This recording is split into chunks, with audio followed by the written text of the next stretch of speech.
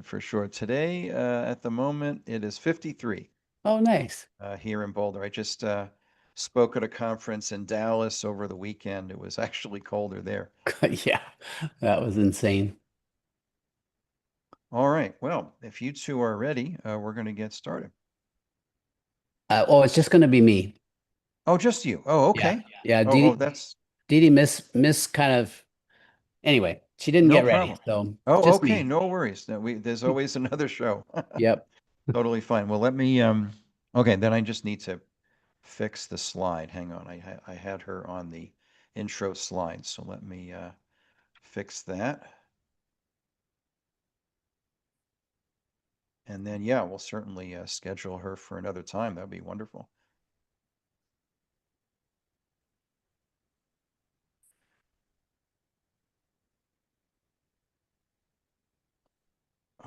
Okay, good. All right, now that works now. Okay, good. All right.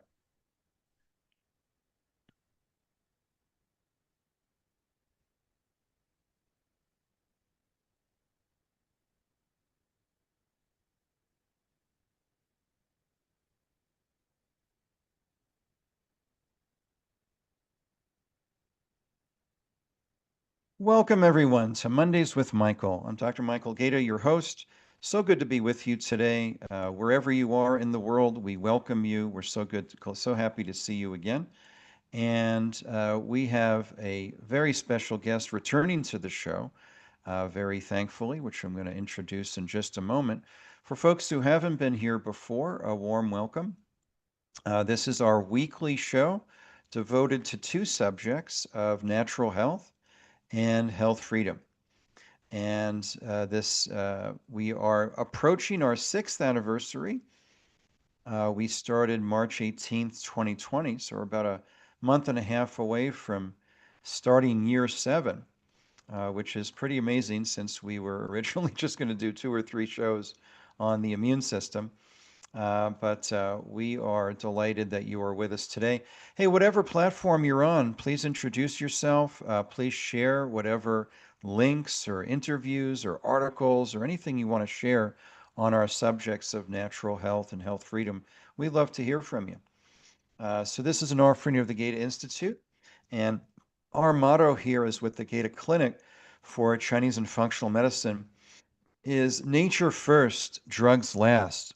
You know, nothing wrong with pharma drugs. They're just massively overused. And there is a natural solution at least 95% of the time.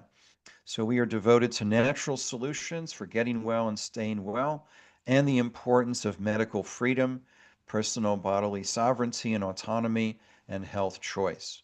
And that's what we're about today. So, welcome to show number 301 for this February 2nd, 2026. I am massively honored to welcome back to the show one of my favorite physicians on the planet, who is a major beacon of light in the world in so many levels. And I'm speaking of none other than, and I'm sure many of you are here to listen to, the great Dr. Paul Thomas. He is just a gem of a human being and has been courageously advocating for health freedom and health choice. Dr. Thomas graduated Dartmouth Medical School. He did his pediatric residency at UC San Diego. He taught residents and medical students from 1988 to 1993. He practiced pediatrics for over 30 years, serving over 13,000 patients in the Portland, Oregon area before being persecuted by the medical mafia. And he went into some detail about that story in our first show. Maybe he'll give us a teeny little thumbnail just to bring folks up to date who are not familiar with this terrible story of medical censorship. He helped over 500 patients with opioid addiction through his Fair Start Clinic. He was named a top family doctor by the Ladies' Home Journal in 2004. He was named the top pediatrician in 2006, 2009, 2012, and 2014 by Castle Connolly. Dr. Thomas grew up in Zimbabwe and speaks Shona and Spanish. Thankfully, he also speaks English incredibly well, so we won't do the show in Shona, maybe next time. He is the father of 10 children and lives with his family in Portland, Oregon.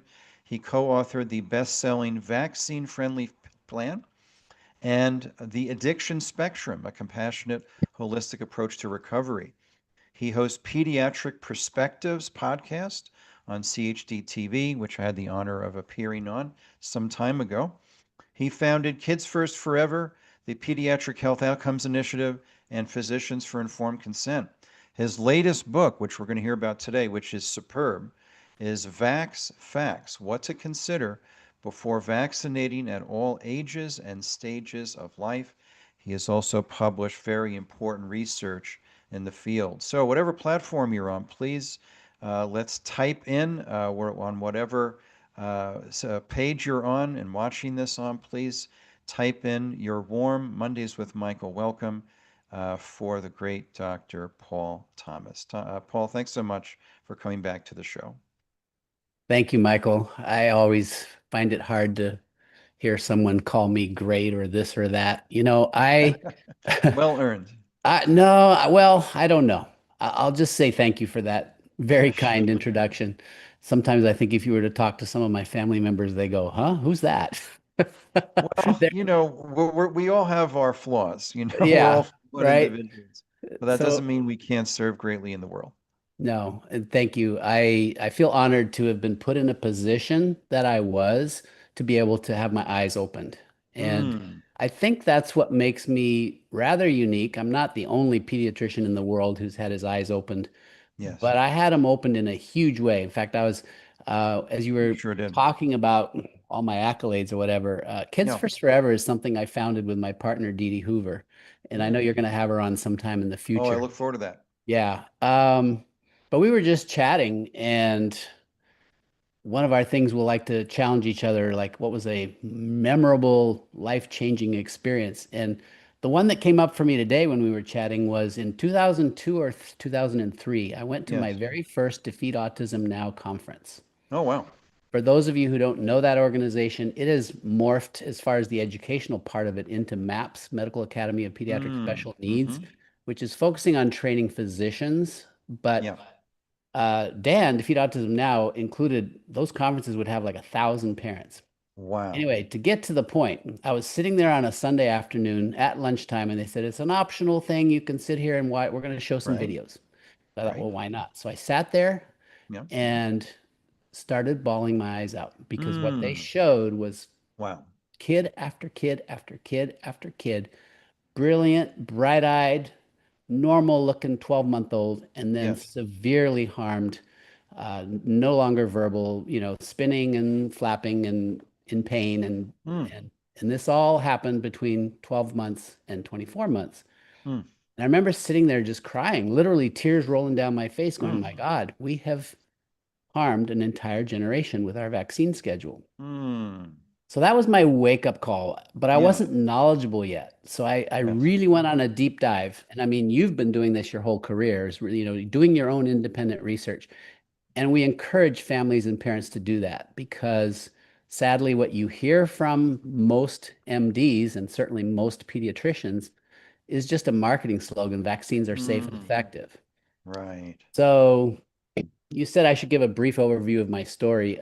By 2008, I had seen four kids, one each year, 2004, Right. 5, 6, 7, regress into that severe autism that I'd seen on those videos. I got to Mm. see it with my own eyes in my practice. So, And it Paul, was, when that eye opening happened as a 2002-ish at yeah, the conference, yeah. would you say, was it accurate to say you were sort of a conventional pediatrician at that time? Absolutely. I had drank the same Kool-Aid that it's interesting. We go to school and we Mm. listen and learn, right, from our teachers. Right. So you went to a different paradigm of schooling. So you got a very For different sure. training when Right. it came to Right. holistic health and vaccines Right. and what it really requires to be well and healthy and and whole. Yes. The training I got was very much pharma directed, and I didn't Mm, know that. I just thought I was being taught the truth. mm, Where we get in trouble is if you don't realize that this truth, if you will, and that's another discussion my wife and I have is, yes. is the truth singular or can there be different truths? Mm, And what I've come to understand is that because science has been so manipulated and controlled by interests that are conflicted, right? People are out to make money. right. The pharmaceutical industry is a money-making business venture. Sure. It's Yep. really not about our health. But I didn't know that at the time. So I'm being taught basically, here's all these horrible diseases. Here's the amazing vaccines that took us out of the dark ages. And Right. I took that at face value as a Right. fact, when in Right. reality, I mean, one can read Dissolving Illusions and there's several other books, but Yes. you can get the true history, and that is that most of these diseases, in fact, all of them, were largely gone, 90 to Right. 95, sometimes 99% gone before the Yes. vaccine was ever introduced. Right. I hadn't been taught that, right? So I'm just going to pause you there for a minute, Paul. If you can remember, but I know it's I know it's been a minute, but if you can think back to medical school, um, and at Dartmouth, two questions. One is, was it obvious to you? Obviously, you got into medical school, so you're a very intelligent guy, and you know, very smart. And did you have a sense that pharma was crafting or had at least some influence on your education? At that point, no, I was completely clueless to Hmm. that, what you just pointed So it out. wasn't obvious. Pardon? It wasn't obvious. No, it wasn't Okay. obvious at all. And Um, then and then the second question, I mean, yeah, did you have more on that? no, go ahead. The second question was, vaccines are the greatest thing since sliced bread and saved humanity and all this kind of stuff, the greatest scientific development in history. Um, did anyone in your medical school class or in the school in general question any of these sort of dogmas that were put forth? Absolutely not. Okay. We Okay. were, in medicine and in a lot of education, you're taught that these are the facts, and if you can Right. regurgitate those facts and get them correct on a test, then you're a good student, right? Wow. So it's Okay. really a very masterful way of educating on a particular topic, in this case, Mm, vaccines and health, in whatever way those who want to educate you choose, right? right. And in the MD world, MDs Right. and DOs, Right. we we didn't get any education at all, zero, on what's in a vaccine. Huh. We didn't get any other than lip service. Oh, serious reactions are one in a million, which is Right. also Right. not true. Redness at the They're injection far site. more, yeah, right. That's common, but that's no big deal, right? Is what we're Right. taught. Right. Right. Right. Um, and as a pediatrician, oh my goodness, before I really woke up and did my own deep dive and started to really realize, wow, there is plenty of great research Mm, showing that there are a lot of problems with vaccines yes. and vaccine harm is real and it's significant. It's not one in a million. Mm, Didi and I have coined a term, vaccine effects, because mm. I used to just say vaccine injury. Well, fast Oh. forward to when I did my own research. So I wrote the vaccine friendly plan published in 2016. Right. And then the medical board started coming after me. And then in Oh. 2019, they said, prove that the vaccine friendly plan is as safe as the CDC schedule. Mm, I was like, wow, how does one do that? And mm, somebody told me, well, why don't you just do a QA analysis of all the data, every baby born into your practice?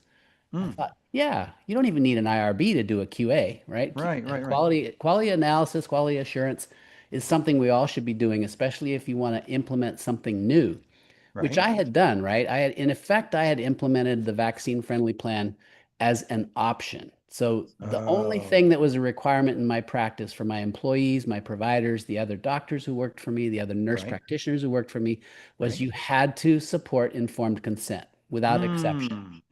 And for you to support informed consent, you had to be willing to support the parents who were choosing not to vaccinate at all or Hmm. to delay vaccines or only do some, Hmm.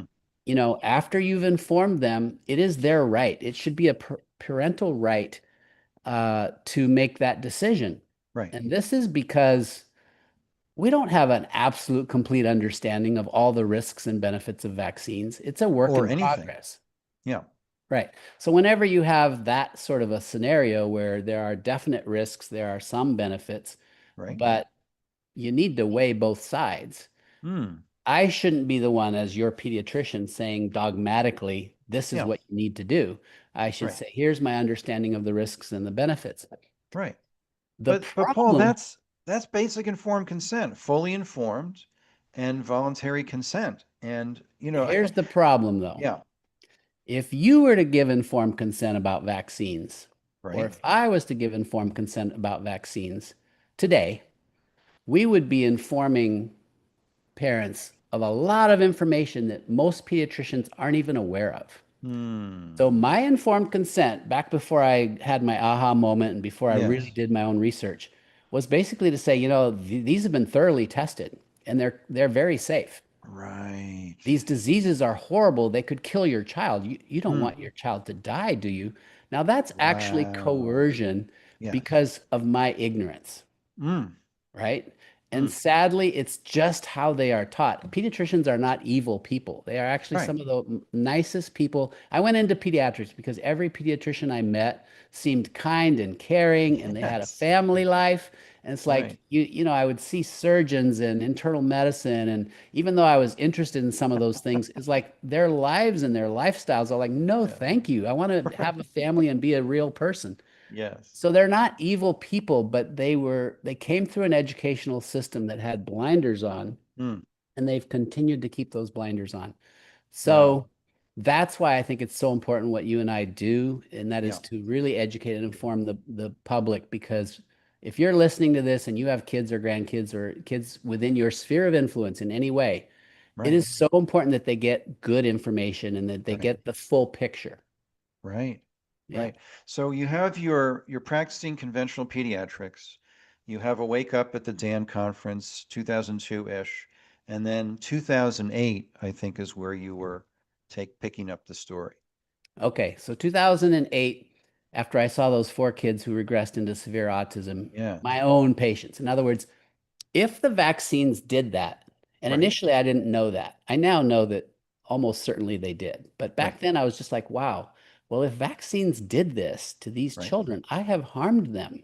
Hmm. I need to stop harming children, Hmm. right? But I first had to be aware that perhaps these vaccines were harming these kids, Hmm. right? In 2008, there was some data, but I didn't have it, and it was very Hmm. little Hmm. compared to all the data that's out Right. there that's Right. garbage tobacco science. Oh, yes. Okay. Okay. So that's the trick. What tobacco science did was they manufactured a lot of garbage studies Hmm. to show tobacco wasn't causing any problems. See, if you Right. don't see it, then they would say it doesn't exist. Right. And they've done the same thing with vaccines. They've just perfected it. They've Hmm. captured the journals. They've captured all the major institutions, Hmm. and therefore they can put out just lots and lots of studies that are meaningless. Because Hmm. here's the thing about vaccine research when it comes to vaccine safety, Right. none of it has been done. None of the studies were done with a proper placebo, which is a Right. saline placebo. None of them looked at all health outcomes. They just cherry picked a few outcomes that they were pretty sure would be the same in both groups.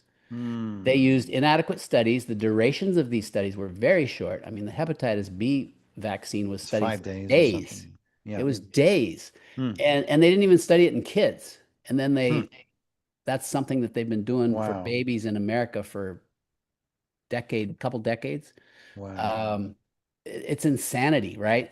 Hmm. So you have improperly designed studies, no placebo, short duration. They only look at selected outcomes. If they have an outcome they didn't expect, they just write it off Hmm. as a coincidence instead of really looking into it. And they were underpowered studies. It's just garbage in, garbage out. But that's Yeah. the stuff that gets quoted. So they'll say, the majority of the evidence shows that vaccines are very effective and very safe. Right. Yeah, like your tobacco science stuff. I've given talks where I'll put that stuff up. I mean, doctors promoted cigarettes, right? Actively for decades. Yes. And these are good for you. They'll calm your anxiety. They'll this, that, or the other. And they could Right. create little studies to show that that's what they wanted to show. Yes. We now know it's different, right? With tobacco, we Yes. also now know it's absolutely different with vaccines. Yes. Every single vaccine on the childhood schedule Mm. has risks. Yes. Some are riskier than others.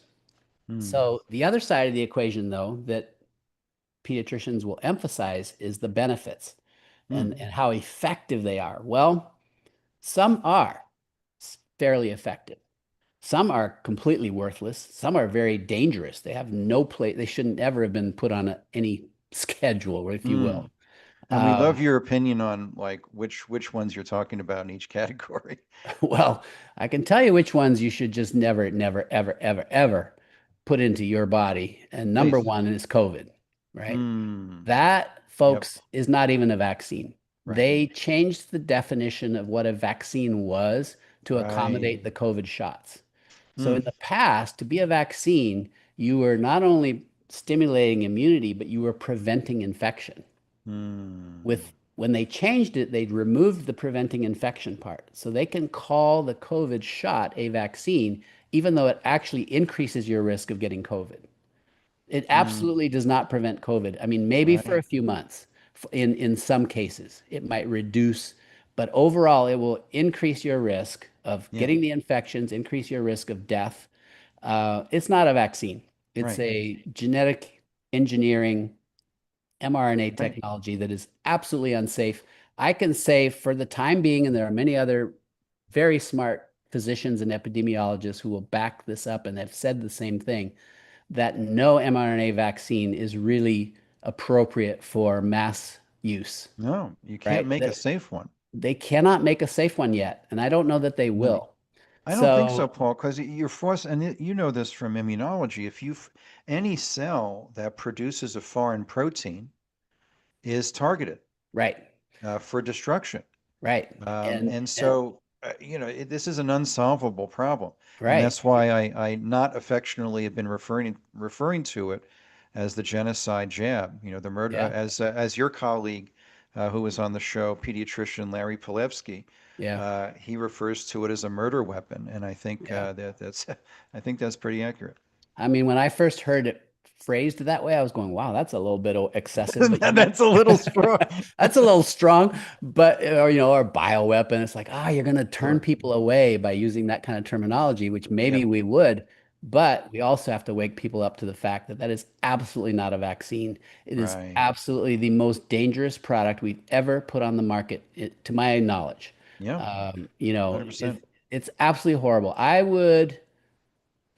don't know. I would rather risk dying from an infection than injecting an For mRNA sure. or a COVID product. I'll take my chances with natural immunity, which, by the way, if you're 100%. listening, is amazing. It There, is. there there isn't a vaccine that has been able to do better than natural immunity. Not a one.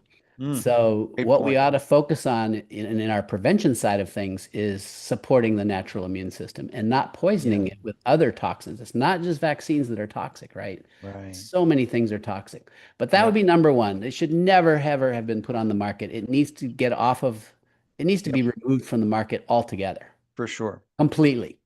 The one that was the worst prior to their introducing the COVID is unfortunately still on the recommended schedule, and that's the HPV vaccine. Oh, for sure. It Yes. has caused more immune dysregulation, disruption, death, Right. disability. It's absolutely horrendous what that vaccine has Mm, done. And the trickery they use to get that on the market as a prevention for cancer vaccine, so mm, they really wanted to get a vaccine that they could call cancer prevention because that's the other big area that's money, money, money. mm. So, when you combine mRNA platform and all the cancers we're now seeing, if you Yes. allow pharma to do that and you accept that as, oh, well, they're the smartest people, no, you are buying into a disaster. But Mm. the HPV vaccine, in my opinion, has wrecked more lives by far than cancer has ever caused. And if you actually Mm. run the numbers, and I've done this, I believe it's in my book, Vax Facts. It might even be in the prior, my first vaccine book, which is the vaccine friendly plan. But if you Right. really run the numbers, you're killing off a magnitude more, like I think it's more than 10 times more women, mostly, Oh, um, than the cancer would ever kill off. oh, You wow. know, it takes decades to develop Wow. cervical cancer. We are Wow. killing young women Hmm. at rates that far exceed the rates of cervical cancer. So it just doesn't add up when you look at Right. both sides. And So then the Paul, other, what were you told as a pediatrician? Because this is targeted at adolescents. You know, these are the kids you were treating for decades. right. What were you told about Gardasil and these other vaccines? Well, when they first rolled that one out, I did something I rarely did, but it was new and I really wanted to know about it. And locally in Portland, Oregon, where I was practicing, Yeah. one of the top infectious disease doctors from the OHSU, which was our university, was Right. going to present a, you know, groundbreaking presentation on HPV and this new Oh, vaccine that was going to save us, right? huh. So you go to this fancy dinner and you're getting steak and blah blah blah. I wasn't drinking, but there was Sure, wine sure, flowing, and sure. um, and the bottom line was this is really really important Hmm. for adolescent girls, especially Hmm. to prevent cervical cancer. And they presented it in a way that the data looked solid. Hmm. I mean, it's glossies, it's not really deep research, and we didn't Sure. have much research. It's a brand new product. Hmm. And I remember at the time I had a daughter who was in a relationship that looked like it was going to be sexual. Hmm. And I actually gave it to my daughter, Hmm. having Hmm. gone to that presentation. And I regret that. But, Sure. I knew what I knew. And until you know, and when you know better, you do better. Right. Um, but honestly, that is one that I don't think anybody should ever take. Agreed. Now, there's something interesting about Gardasil, the HPV vaccine, and Hep A and Hep B vaccines. They Hmm. share something in common. Oh. They are all made by Merck. Merck is one of the big Okay. vaccine manufacturers, Yep. and Merck has its own proprietary aluminum adjuvant. Really? Yes. It's not Okay. hydroxide. I'm not sure. I should know the answer to that Wow. question. No, I'd it's have all to, right. It's all right. it might be hydroxide, but I'm not sure. But Sure. there's something proprietary about their aluminum. Huh. And I think it's one of the reasons those three vaccines are especially problematic Hmm. for our immune system and our bodies. Hmm. So Hep B, especially for young children and newborns, is just ridiculous. That's Right. the other one I would say no to because you catch Hep B basically from sex and IV drug use. You'll Right. get, I remember asking people in the newborn area of Yeah. medicine, because I would go see newborns in the hospital. Why Right. are you, to my peers, why are you giving the Hep B to newborns? They're not sexually active. Right. Well, they could be playing in the bushes and stab themselves with a dirty needle from, and it's like, Oh, yeah, gee. but has that ever been proven to have happened? No, right? I Yeah. know FOIA requests and some legal action done by ICANN. Yeah. The CDC, the NIH, they have been unable to provide a single documented case of Hep B being transmitted in those other strange ways they talk about. Oh, you get it from the Hmm. toilet seat, blah, blah, blah. No, Right. it's IV drug use and slightly needle pokes. If you're in the medical industry, maybe Right. you're at somewhat risk. Um, yeah, sharing dirty needles and then sexual activity. That's it. Right. Well, Right. newborns, young children, they don't do those things. Right. So, absolutely, you should not be injecting one of the most dangerous vaccines with that proprietary aluminum that I think is Right. trouble to our immune systems. And So then Paul, what do Hep you A, think? Oh yeah, please go ahead. let me just finish with Hep A and then I'll leave it at that Absolutely. for that question. Absolutely. Guess how many cases of hepatitis A I saw in my career. Now, you quoted I had 13,000 patients. I had 13,000, I had 15,000 active patients. I was over 20,000 patients, but over 15,000 active patients for Oh wow. many, Oh, many years. you've just changed it. I've cared for over 100,000 patients. I was Oh, a busy pediatrician. So wow. if there was hepatitis A was a problem for children, I was also on the West Coast, which Hmm. was a supposedly a very high risk area for Hep A, right? So we were Okay. pushed to give Hep A. I have never seen a single case of hepatitis A. Zero. Wow. Zero. Why is that? How could that be if Wow. and I wasn't giving Hep A very often either. I mean, Right. I would give it for patients who wanted it. Right. I have a single story that's worth sharing because Please. if people don't appreciate the harm, potential harm of something like hepatitis A, Right. I'm not interested in that vaccine because we don't need it. And it's probably dangerous. Well, Right. I had a 17-month-old little boy from India, and his parents were taking him. They lived, his family lived in very rural India, and they thought, boy, we're going to be eating street food in India. We Mm. want to get the Hep A before we go. I said, Oh, okay. I mean, that seemed to make sense. I sure. wasn't aware at that point of the dangers. We gave him the Hep A. I saw him a month later. He was fully nonverbal autistic. Oh, no. It's completely healthy, normal, Oh, developing no. 17-month-old at 18 months was nonverbal autistic. Oh, And the only thing I did was Hep A. mm. So, you know, now he had had a few other vaccines. Back then I was doing the vaccine friendly plan as an Right. option for patients, and I believe that's what he had chosen to do. So Right. he'd gotten like 3 or 4 DPTs, DTaps. He'd Yeah. gotten 3 or 4 Hibs and 3 or 4 Prevnars. Right. Um, Wow. he was loaded up already with aluminum. Many of those vaccines Mm. had aluminum, which I think is a big problem. Huge. And then whatever, this last Hep A tipped him over. Mm. Yeah. Wow. Yikes. So, Yikes. I know. So, Paul, what's your opinion on the new guidance on Hep B, moving that to 2 months or later, not day of birth, unless parents choose otherwise for low risk babies? Yeah. Well, it's a step in the right direction, but it's a Okay. teeny, teeny step, right? Yep. Yep. Nobody, I actually don't think that vaccine is worth doing for anybody except perhaps somebody who is actively engaged in very high risk activity. So if Okay. you're a prostitute or you're an IV drug user sharing needles, Sure. But then not a it kid might make sense. vaccine. No, they're even adults. I Mm. mean, if you're monogamous or relatively monogamous, your risk in Sure. this country of Hep B is negligible to zero. Mm. Yeah. Okay. Great. All right. Other vaccines you wanted to put in the never, never, or probably not, or maybe possibly okay? Well, um, the rest of them, I think, I'll just say this, and I cover this in my book, Vax Facts. Uh, for every vaccine on the childhood schedule, Right? you are more likely to be harmed by the vaccine than by Mm. than by not vaccinating. Oh, that's great. Okay. That's Now, huge. I think it's important to clarify because Dee Dee and I both coach families Yes. who are struggling with this. Um, what do I do about these vaccines, right? So Right. sometimes one parent absolutely knows they don't want any, and Right. another parent is somewhere else on the spectrum of, wanting some or all of them.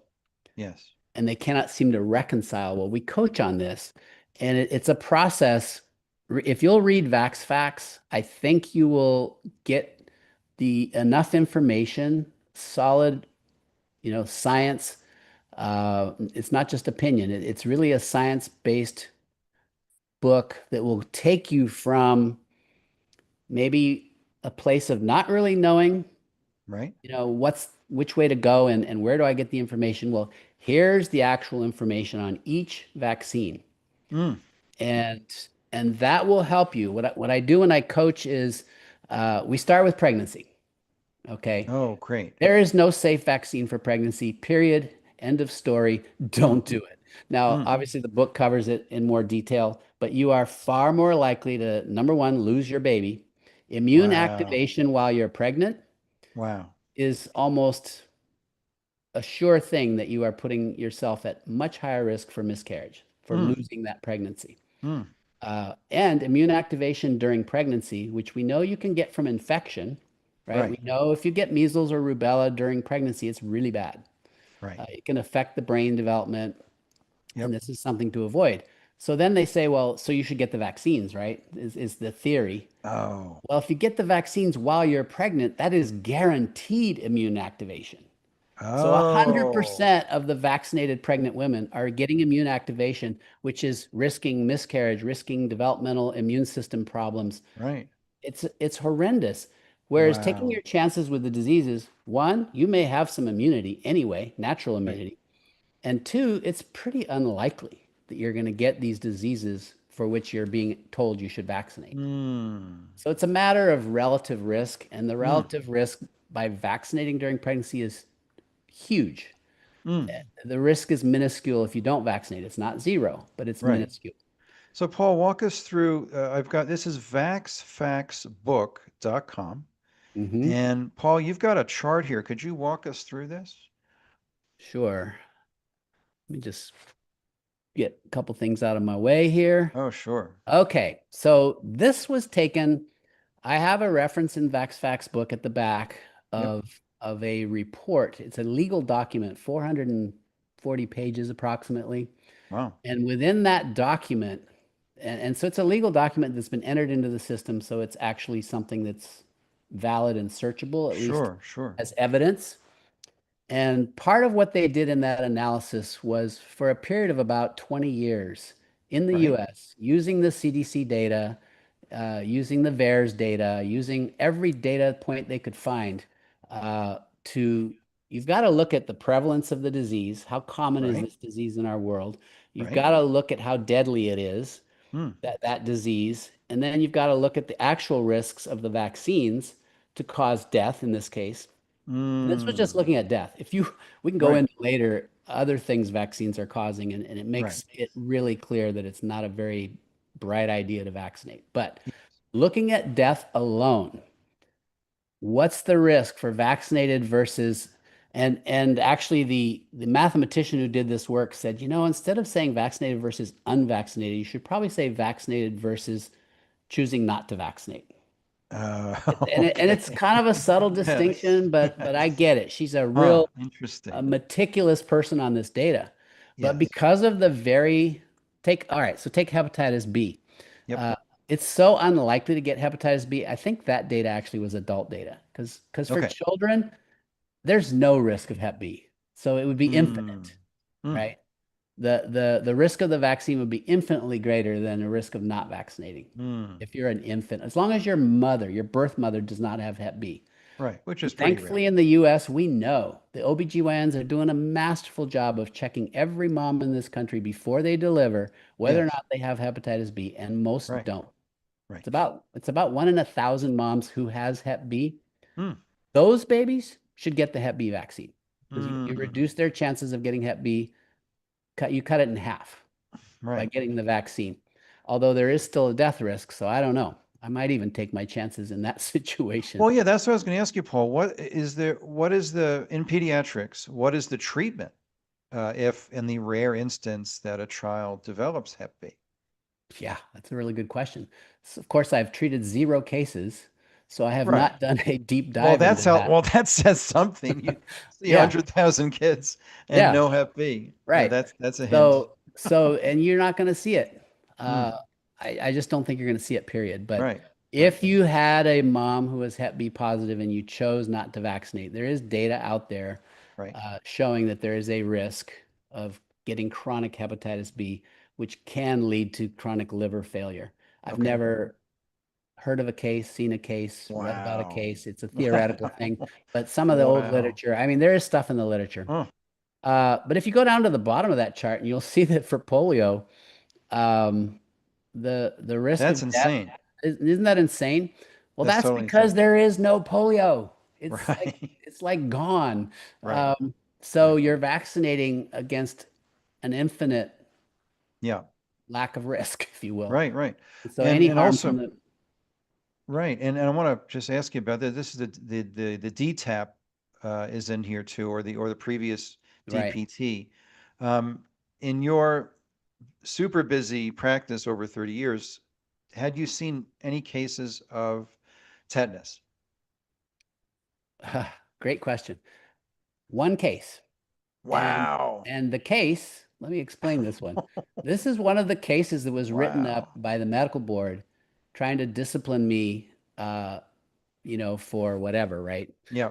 They came after me and were hot to get my license. So when they Wow. emergently took my license in 2020, Wow. um, they had a long list of bogus, they were absolutely all of them fraud, Hmm. bogus complaints. One Hmm. was I allowed a kid to almost die from tetanus because of my schedule.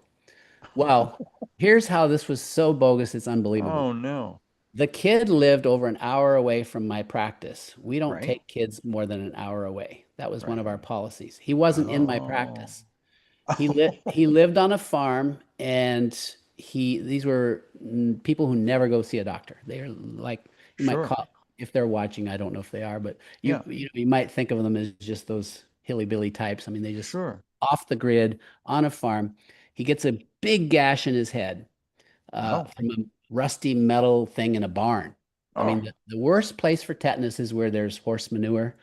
Oh. Tetanus lives in the intestinal tract of large animals. Okay. And for some reason, especially horses, I guess, which is why Hmm. in the Civil War there were so many tetanus problems, right? When they Right. had horses. Right. Um, so he almost dies. He ends up in for 3 to 4 months at OHSU, which is the university in Portland, Oregon, Hmm. and he's in the ICU for most of those 3 or 4 months. Hmm. My office gets a call, and I don't know this family yet. So he's had tetanus for 3 or 4 months. Hmm. My office gets a call from this frantic family saying, please, Dr. Thomas, will you take us as a patient? They won't let us out of the hospital until we have a pediatrician. Hmm. Nobody will take us because we don't vaccinate. Oh. There wasn't anybody else in town willing to take this family.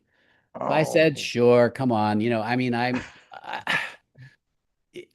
didn't smell what was going on. This was a Well, it setup. was an innocent thing. I mean, you want Yeah, to I try help to help and kids. So yeah. so he comes straight from the ICU to my office, and I mean, this poor kid, he had this massive gash on his head. It's Oh healing. no. This is 3, 4 months later. He Wow. can barely walk. Oh. He really almost died, Hmm. but he's all there. And actually, I saw him one more time much later, a year later, and he was walking almost normally. Oh. Um, but they weren't interested in any vaccines. Right. The OHSU teams of doctors and infectious disease specialists and all, none of them could convince this family to give him a vaccine. Right. But in my report, it was that I caused his near death. Oh. Okay, you see the trick there? And back then I was following the vaccine friendly plan Wow. that was vaccinating according to the CDC schedule. We were Oh. giving the Tdap almost on schedule. Wow. Anyway, so no, only that one Oh. case that I saw. So I mean, it happens. So to reassure your Hmm. audience, there hasn't been a pediatric death from tetanus in decades in the US. Yeah, not a single death in decades. I probably took care of the Wow. one kid in the US in the last few decades who almost died. Okay. Wow. To answer the question Wow. with regards to answer the question to all the other vaccines, how many Yes. deaths did I see from all of those diseases for which we have vaccines? Right. Zero. Oh. Okay. Nobody died from any of those diseases. Hmm. Now, whooping cough gets a lot of press, right? Sure. And I remember as a Pertussis. pediatrician seeing a baby in the ICU with whooping cough, and they're on a ventilator. Um, Ventilators, by the way, are the modern version of iron lung, right? Right. Way Right. back in the polio days, they Yes. didn't have Yes. fancy ventilators. They had to put them in these contraptions, iron Right. lungs. So most pediatricians, or at least many of us, have seen a case while we were in training of a kid who got whooping cough, pertussis, and almost died. Hmm. Um, I don't know of that many deaths, but there are on average about 4 deaths per year in the US from whooping 4. cough. Yeah. If you look at the infant deaths, it's slightly Wow. higher if you look at all ages. Huh.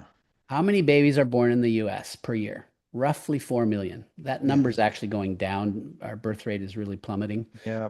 But let's just round it out to 4 million. 4 deaths average a year in infants. Uh, that's 1 in a million. Yeah. Okay, so there is a risk, Wow. 1 in a million of One dying in a million. Wow. from whooping cough. Hmm. But almost all those deaths, and we would only hear this way later, like a year or two later, once they really did their analysis for the year, are kids who already have severe cardiopulmonary issues. Kids with Hmm. severe heart disease, lung problems, severe prematurity, so their lungs are already majorly compromised. Then you add on whooping cough to that, that can be the Hmm. last straw. Hmm. But normal kids do fine, and there are treatment Wow. protocols for it. Suzanne Humphreys has a great website that covers the vitamin C protocol that you can use with Yes. pertussis. Yes. So it's not something to be feared as much as the press would have you fear it. Wow. Yeah. Wow. Yeah, and I had a patient, I was actually treating the parents, and the kid, fell on a nail, that sort of thing. Took him to the ER, and unvaccinated kid, super healthy, of course, and very conscientious parents, feeding him well, lots of exercise, athletic kid. And they said, well, we really need to give him a pertussis shot, which is absurd, because the antibody, it's going to take a week, to roughly to develop Yeah, the antibodies. tetanus shot, you mean? But I'm sorry, it's always tetanus. given as a DPT, so Sorry. Yes, it's and this was the thing that they asked the nurse, well, we just want tetanus, tetanus. We don't want right? the other stuff. They're Right. like, oh, no problem. We have a tetanus only They don't. vaccine, which doesn't exist. No, they have a TD, tetanus and diphtheria, which of Oh, course okay. we don't need diphtheria. It's completely gone. There's Right. one case every few years in the US that's usually imported. Diphtheria is gone. Wow. The TD vaccine, though, just to touch on it, Please, that please. one has mercury still, Oh, thimerosal. So it's wow. yeah, no go there. Don't go Yikes. there. Yikes. Yeah. Well, the So they poor always kid, use, yeah, no, thank you go for ahead. that. I wasn't aware of that. So the poor kid gets a Tdap. The nurse lied to satisfy the parents' concerns about a multi-dose, or a multivalent, polyvalent vaccine, and develops severe within days develops severe anxiety. Couldn't go to school, Mm, missed mm, several months of school, couldn't go out of the house without his mom yeah, because dad's at yeah, work, couldn't literally had no life, yeah. and had to repeat a year of school. I treated him. He recovered, but not quickly. And the parents were just horrified that the nurse in the hospital in the ER lied and said, "Oh, this is tetanus only." Hmm. But anyway, it's just it's a mess. It really is, as Aaron Series, talks about, it's more of a cult than science. Yeah. It's Vaccines, insane. amen. Yes, yes. So So, so I what want that to, kid yeah, experienced was inflammation in his brain, right? So the yes, yes, vaccines, because those weren't live, the DTaP is not a live virus vaccine. right, So, right. but the amount of aluminum in it is so Mm, great that mm. it probably was a little bit like pouring gas on a fire, and he Oh, had massive brain inflammation. This is wow. how, any vaccine can do this. And Right. had he gotten it even worse, he probably would have been autistic. Mm. That anxiety from Wow. vaccines, I see that. Wow. This is why I don't even like the Hep B in teenagerhood. I have seen too many Oh, teenagers develop oh. severe anxiety, suicidality, depression, learning issues Mm. from a Hep B, Wow. right? So we have Wow. very close people in our lives who've had that experience. Yeah. And Paul, I want to thank you for writing. This is, folks, this is vaxfaxbook.com. This is an excerpt from that page. And I'm so glad Dr. Thomas did this. He's got an entire chapter on aluminum. And this is a Yes, and the one right below that, the SIDS chapter, chapter 13, Oh, wow. I just have to highlight that. Please. So until I looked, I wasn't aware Right. of the massive manipulation that happened to me and to other pediatricians Right. with the Academy of Pediatrics Right. calling SIDS, sudden infant death syndrome, a problem with sleep position. So Oh, they right. The had baby's that on their back to tummy. sleep, back to sleep program. You got to put your kids on their backs. Right. Then they won't die of SIDS. So the medical Mm, industry did everything they could to blame parents when their babies mm, die. mm. You suffocated them, you smothered them, you were a Oh, smoker, the mom was too obese, blah, blah, blah, blah, blah. When mm, in actual fact, and this is covered well in that chapter in my book, if you look at when these kids are dying, so SIDS is you put your baby down for a nap or you put them down right. for the night. They're Right. completely healthy. And when Right. you next see them, they're blue, cold, and dead. Oh, no. That's SID. It's a sudden Oh, infant death. They right. call it syndrome because they didn't want anybody to think about why. Well, we don't know Oh, why, so it's a syndrome. Okay? wow. So the data, there are several studies, and I cover these in that chapter, Yes. that show that 78% of those deaths happened in the first 7 days after a vaccine. Oh, no. Wow. 0% happened Oh, in the 7 days before a vaccine. mm. So there's this clustering of SIDS Yikes. at right after 2 months visits, right after the Mm, 4 month visit, right after the 6 month visit. Those are mm. the most deadly times for a child in the US and actually Wow. across the world if you're Right. following a similar schedule. Mm, They are unable to handle the amount of toxicity, the amount of immune activation, right. and it shuts off their breathing center Mm, and they just stop mm. breathing. Oh, There was one data set that was acquired through some FOIA activity right. where 97% of the SIDS deaths in and this was done by the pharmaceutical company that was looking at a vaccine. Yes. 97% of the deaths happened in the first 10 days after a vaccine. Oh, The next 97? and the next 3% happened in Oh, the 10 days after that. what? Zero in the week or two before vaccines are given. So wait a So minute, Paul. Wait, hold on. I got to rewind there. Hold on. Hold on. Stop the presses for a minute.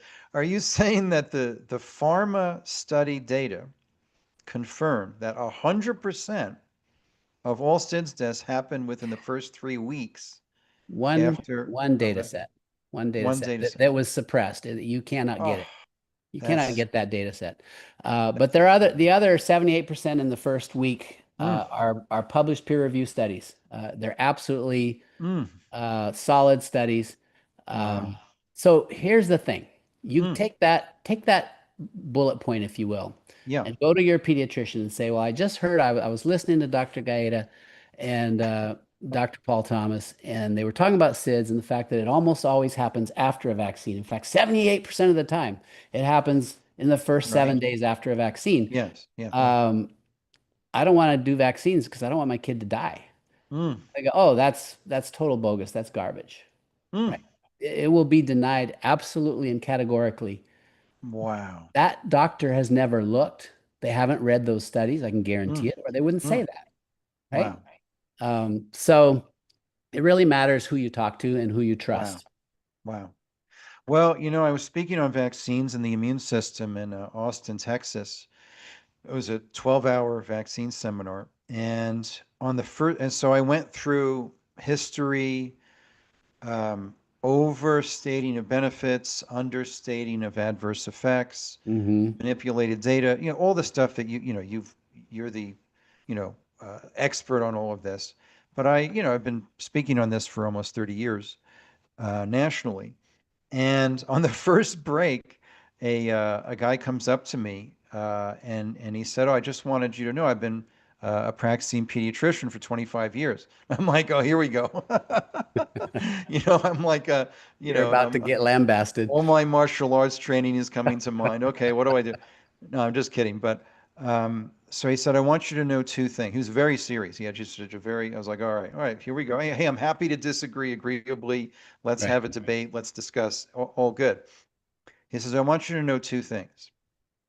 First, um, 70 to 80% of total pediatric practice income is derived from vaccines and vaccine visits. Were you talking to me or something? I'm sorry, that was the second thing he said. Sorry, the first thing he said, and I was blown away. He said, I agree with everything you presented. It's like, wow. So then I relaxed a little bit. And then he said, and then the second thing he says was, I want you to understand why my colleagues won't ask questions or do their own Mm. research or even look to see Mhm. if parents' concerns are validated by evidence. And then he said the second thing, which was that 70, 80% of our total practice income. In other words, if we stop vaccinating, Right. we don't have a practice. Now, and then he told Right. his story was he got out of all of his insurance policies, got his lawyers, got out all of he went all cash, direct patient pay. And of course, within, a couple of weeks, he had a 3-month waiting list Mhm. of parents wanting a non-coercive, non-pontificating, Yeah. non-demeaning Right. pediatrician to see who, and yeah, they had to pay his office visits fee, but he took the time to, listened to their concerns, and he wasn't bound by, the practice guidelines that you were, persecuted for, just encouraging parents to come up with their own decision. And that's my opinion, Paul. I think they went after you because you were encouraging informed consent. And I was That, still taking insurance. So, yeah, if you're listening and you're a fellow physician who's trying to figure out how to extricate yourself from the right, system, right. that pediatrician you talked to did it the right way, if that's your primary goal, right? So I Oh, knew I had that option. I could have gone to a oh, cash only micro practice, right? right, right. So in my population, I mean, I only had about 5 to 10% who would be what you would consider welfare or on public assistance. Sure, sure. But of the other 95%, very few were wealthy enough to just go to cash and not use their insurance. Okay, And so okay, I certainly had the opportunity. If I right, had wanted to, I could have cherry picked all the wealthy people and we could have right. had a nice little micro practice, get rid of insurance, and I would have made out fine financially. But what Sure. happens to those other 95% of people? They have nowhere to go. So they Oh, would go to a mainstream doctor and be forced to vaccinate. I chose oh, to stay in the system trying to have the maximum impact, knowing right. there was danger. Hmm. The reason there's danger is all of your insurance contracts give the carriers, whether it's Blue Cross Blue Shield, Providence, because I was up in the Right. Northwest, uh, doesn't matter what the company was. Hmm. Signing their contract, they by right can come in and audit your medical records. And that Hmm. would happen several Wow. times a year. We would Hmm. have to put somebody in at a computer and give them access to however many charts they wanted to access. And they would come in with Wow. actual names because they know who Wow. their insured are. And what were they looking for? Quality measures. And one of the quality measures is how well you vaccinate. Oh, So I was not a quality doctor by the time wow. more and more people were choosing not to vaccinate. So Wow. big strike against me. I lost a couple big contracts because of that. Wow. But when they took my license illegally, they had to Yeah. give it back to me 6 months later when we challenged them. But when Right. they took my license, I lost all my contracts. You can't have a Wow. contract without being licensed. Right. I lost my board certification. Hmm. It basically destroyed my practice. Many of Hmm. my practitioners bailed. They left because they were afraid they don't want to be Sure. associated with this guy who lost his license. Right. Not everybody left, thank goodness. So that Wow. practice has lived on under a different name and under, different ownership. But Sure. at least those people have somewhere to go still. Wow. Yeah. Wow. That's incredible. So you sued, you got your license back, and then voluntarily just chose to retire? So after they gave it back to me, Right. they triple, quadrupled down on their attempts to get my license. I started getting letters Oh, almost right. weekly at Ugh. times, at least monthly. And Mm. I'll tell you, talk about PTSD. Every time you get a Mm. letter from Ugh. the medical board can take your license. Mm. And my attorneys had told me I had, in the course of what I went through over several years, I had three different attorneys. Mm. And because one good one retired, the next one, he was the best I could find. He was the only Yeah. one I could find. Problem is, attorneys don't want to protect individuals like me because Oh, then they can't go to the other side and they get right. they Right. get their career gets in trouble. It's Mm. so tricky. Mm. Anyway, forget where I was going with that thought, but Yeah. So, no, so you got your license back, and oh, then, and what I turned it in. Okay. So there was it got to the point where uh, the stress was overwhelming, to be really I can honest. imagine. Yeah, I fought hard for a really long time, but You every sure time did. you get a letter, there's an expense involved. There's a ton of time involved. There's attorneys that got to Oh, respond, and they were all fishing expeditions, right? wow. And out of those fishing expeditions, because my attorneys kept telling me, well, you have to do what they're saying or they'll just Sure, take your sure. license. Right. It's like they're all powerful and accountable to no one. It's Mm. weird. Mm. So I would just comply, comply, comply until finally they created this very clever little, I call it a bogus case, but Yeah. part of what I did to minimize harm from vaccines, in addition to informed consent, when it Right. comes to the MMR, measles, mumps, rubella, Right. typically given at 12 to 15 months. Yes. Well, I had arbitrarily, although it wasn't totally arbitrarily, I kind of knew that I'd never seen a kid regress into autism after age 3. And I'd also learned about Oh, the William Thompson whistleblower case from the right, CDC right. that was outlined clearly in the first movie called Vaxxed. Yes, And what that showed was that if you waited till age 3, the kids did much better. right, So using that piece of knowledge and my own common sense that I'd never seen a kid regress after age 3, I right. moved the timing of the MMR to age 3. Oh, Now I'll just so tell what's the you, deal in Japan, Paul? Didn't they do something like that? yeah, they've done some different things there too.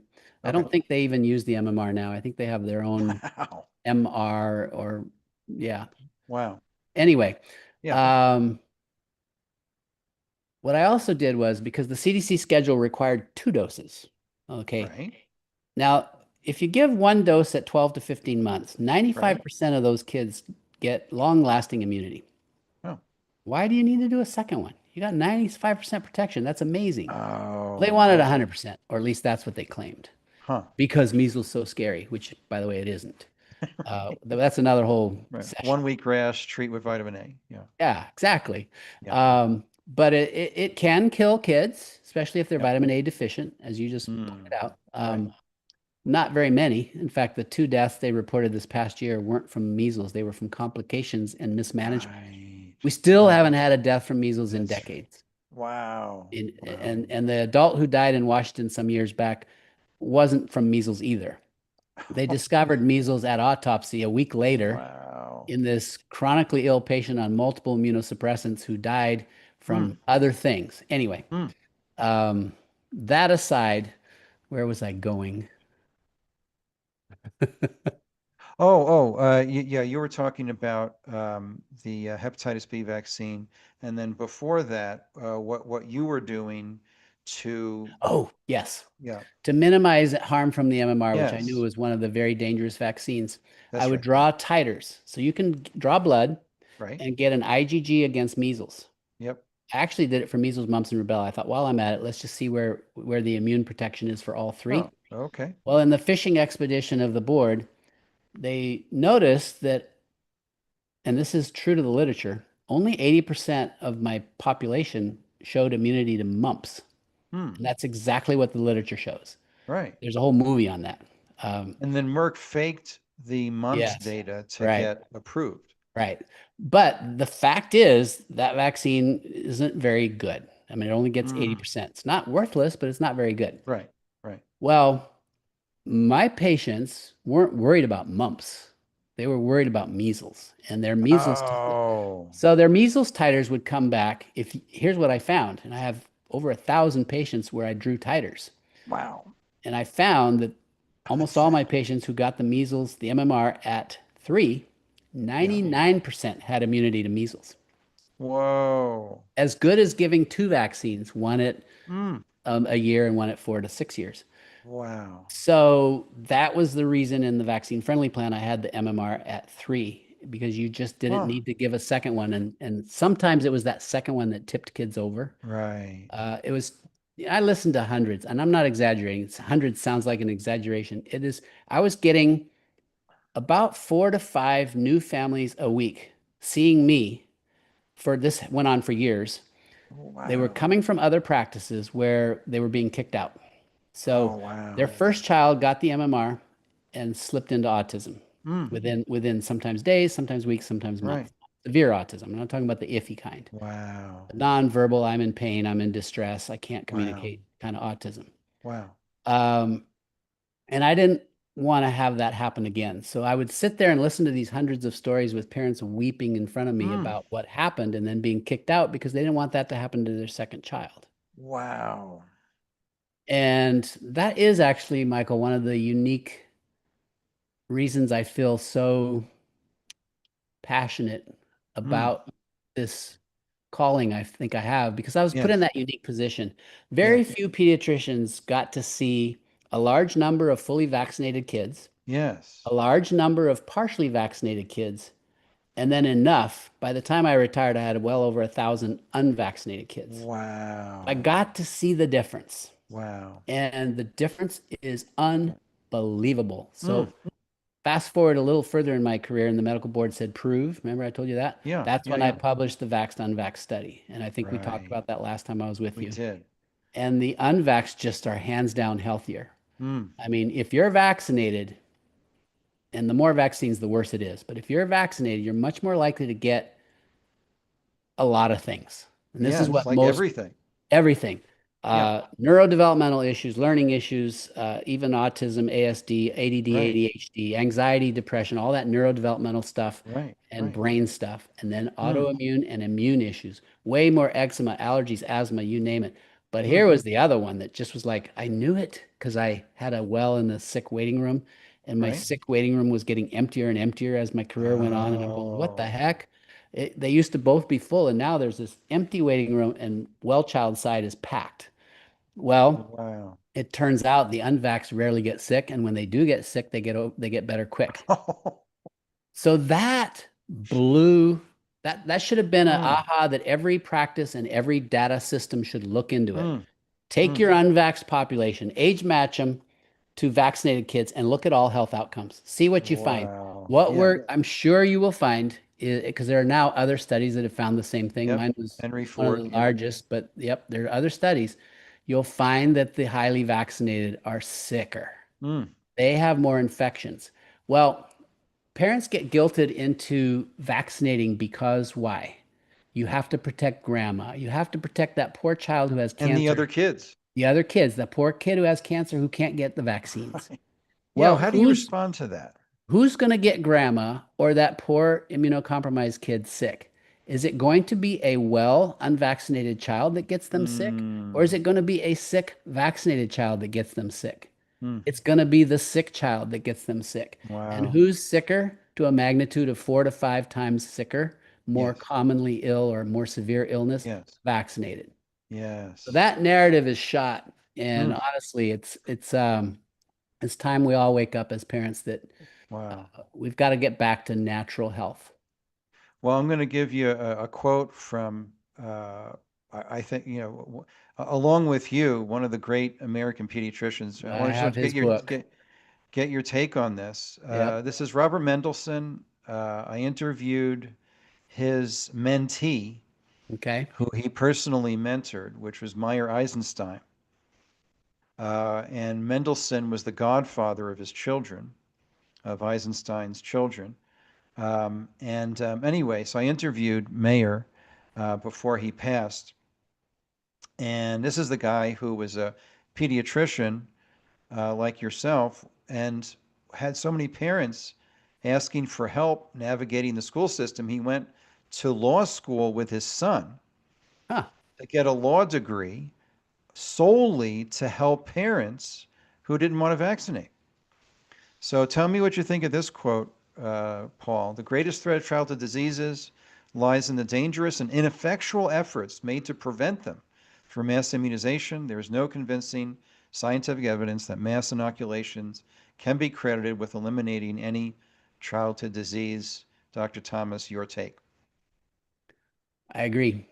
Mm, It's so difficult for all of us who were raised by a system, a paradigm, if you will, that says that it was vaccines that eradicated all those serious diseases, right? mm, And if you're taught that from the time you're in preschool, right, which is what happens, and right. your parents believe it if they do, right? So, Yep. so some of you may have had parents who didn't vaccinate, and so you were blessed to have a knowingness about this Mm, even when you were young. But most of us, we were vaccinated according to CDC, and there was right. this belief that this is the most important thing you can do, Mm, and it's just absolutely the opposite of the truth, right? mm. Vaccines are causing so much harm. I agree with Mendelssohn. Um, I really recommend those of you who want to deep dive into that topic to Yep. get Dissolving Illusions. There's a 10th anniversary edition, Suzanne Oh, right, Humphreys. Yeah, right. the 10th anniversary comes with a whole supplemental book. It's like you're getting two books for one. Mm, It's powerful because what you see is, oh, interesting. Not just the diseases for which there were vaccines, but diseases for which there were no vaccines. They all went away at the same rate.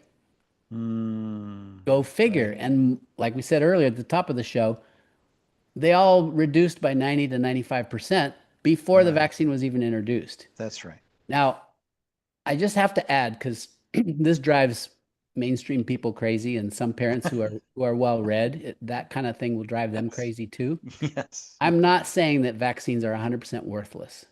Right. So the live virus vaccines, the MMR, and the chickenpox, Yep. they actually work fairly Right. well. Right. The problem is you've got to look at both sides of the equation. Right.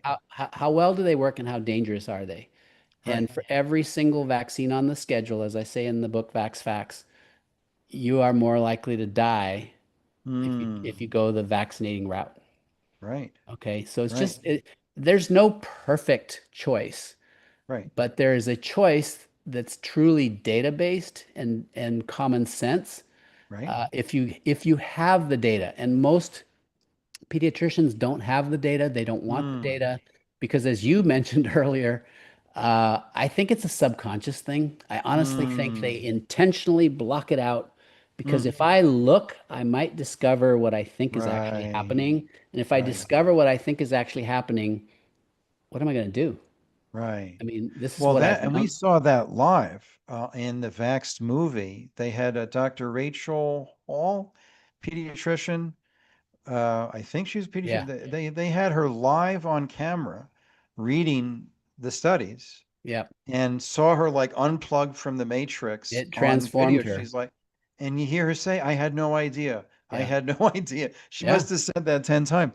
And I know you had that experience yep. It once took you me a had your while. initial wake up. Yeah, it took me a while because I was so Right. indoctrinated. Well, Um, understandably. Yeah, so you still have up that summary of chapters. Let me tell you, if you get this book, Informed Consent, I start with it because I think, as you do, Love Michael, that. it is the most important thing we need to It do. But you is. need to get informed consent from someone who's informed. And Paul, I've said many times on the show and in my seminars on vaccines that, and tell me what you think, and I'm happy to be wrong and be corrected, and you're the expert here. But the statement I've made is that informed consent related to vaccines has not existed in the United States for decades. Correct. I mean, Okay. except in the hands of a few people who actually, Right, right, yeah, right, I mean, right, a few people who actually have good data, right? right, Not just tobacco right. science data. Right. Yeah, So, and I just want to highlight to our listeners, this is an invaluable section. Dr. Paul goes through that, takes the time to go through every single in part two of the book. This is amazing, by the way. Goes through every single childhood vaccine, MMR, varicella, Hep A, HPV, and Tdap, COVID, all of the vaccines are covered in part two of the book, which yeah. is just remarkable. Even adult And the vaccine. adult vaccines, Yeah, that's right. And then what Dr. Thomas just mentioned, going through the vax versus unvax studies, clearly proving nobody's opinion that the healthiest yeah, kids across the board are unvaccinated. yeah. I had a couple of the people who helped me proofread this book Yeah, or read it to write little things that they write in sure. support of tell me that vaxxed unvaxxed chapter should have gone first. Wow. So Wow. So because this is here's the thing. chapter 18, folks. In Yeah, part if three, chapter 18. if you don't do a comparison between vaccinated and unvaccinated, right, and truly look, then you don't see the magnitude of, oh my gosh, Hmm. there is a huge difference in the health, not just death. And this is the Right. part. I mean, death alone is enough, and most parents vaccinate because they Hmm. don't want to lose their child, right? So Right. that's why we always go to the death topic. Right. But there are things pretty close to as bad as death. I mean, severe autism that doesn't recover. Oh, I mean, we're able to recover some of these kids, but some we yeah. aren't. Severe Right. autoimmunity. I mean, you know, so many things. Mm, Uh, it's just unbelievable. mm. So this is, folks, I want to just direct you to Vax, V-A-X, factsbook.com. And this is pretty cool that you're doing this, Paul. You can get what is it? Here it is, a personalized and signed copy where Dr. Thomas will sign the book. And my So I would, co-author, Dee Dee Hoover, who goes by Just a Mom, which oh, that's great. which is jam. Oh, just, Just a mom.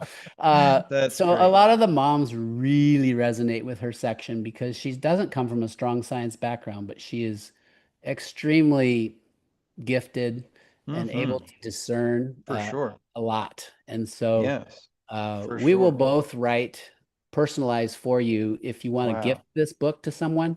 Wow. That would be like gift of the year to get a signed copy of this book. Yeah. And it's also available everywhere books are sold, folks. So, Sure. but if you go buy from our website, it supports our work. So we Oh, appreciate that. that's great. Yeah. That's great. Well, that's fabulous. So, Paul, so if you have a little bit of time, I wanted to pivot to a different subject Sure. that I wanted to make sure we covered today. And if you could give folks sort of the update here, Children's Health Defense has initiated a lawsuit against the nefarious American Academy of Pediatrics, which of course has completely freaked out. So let me back into this for a minute.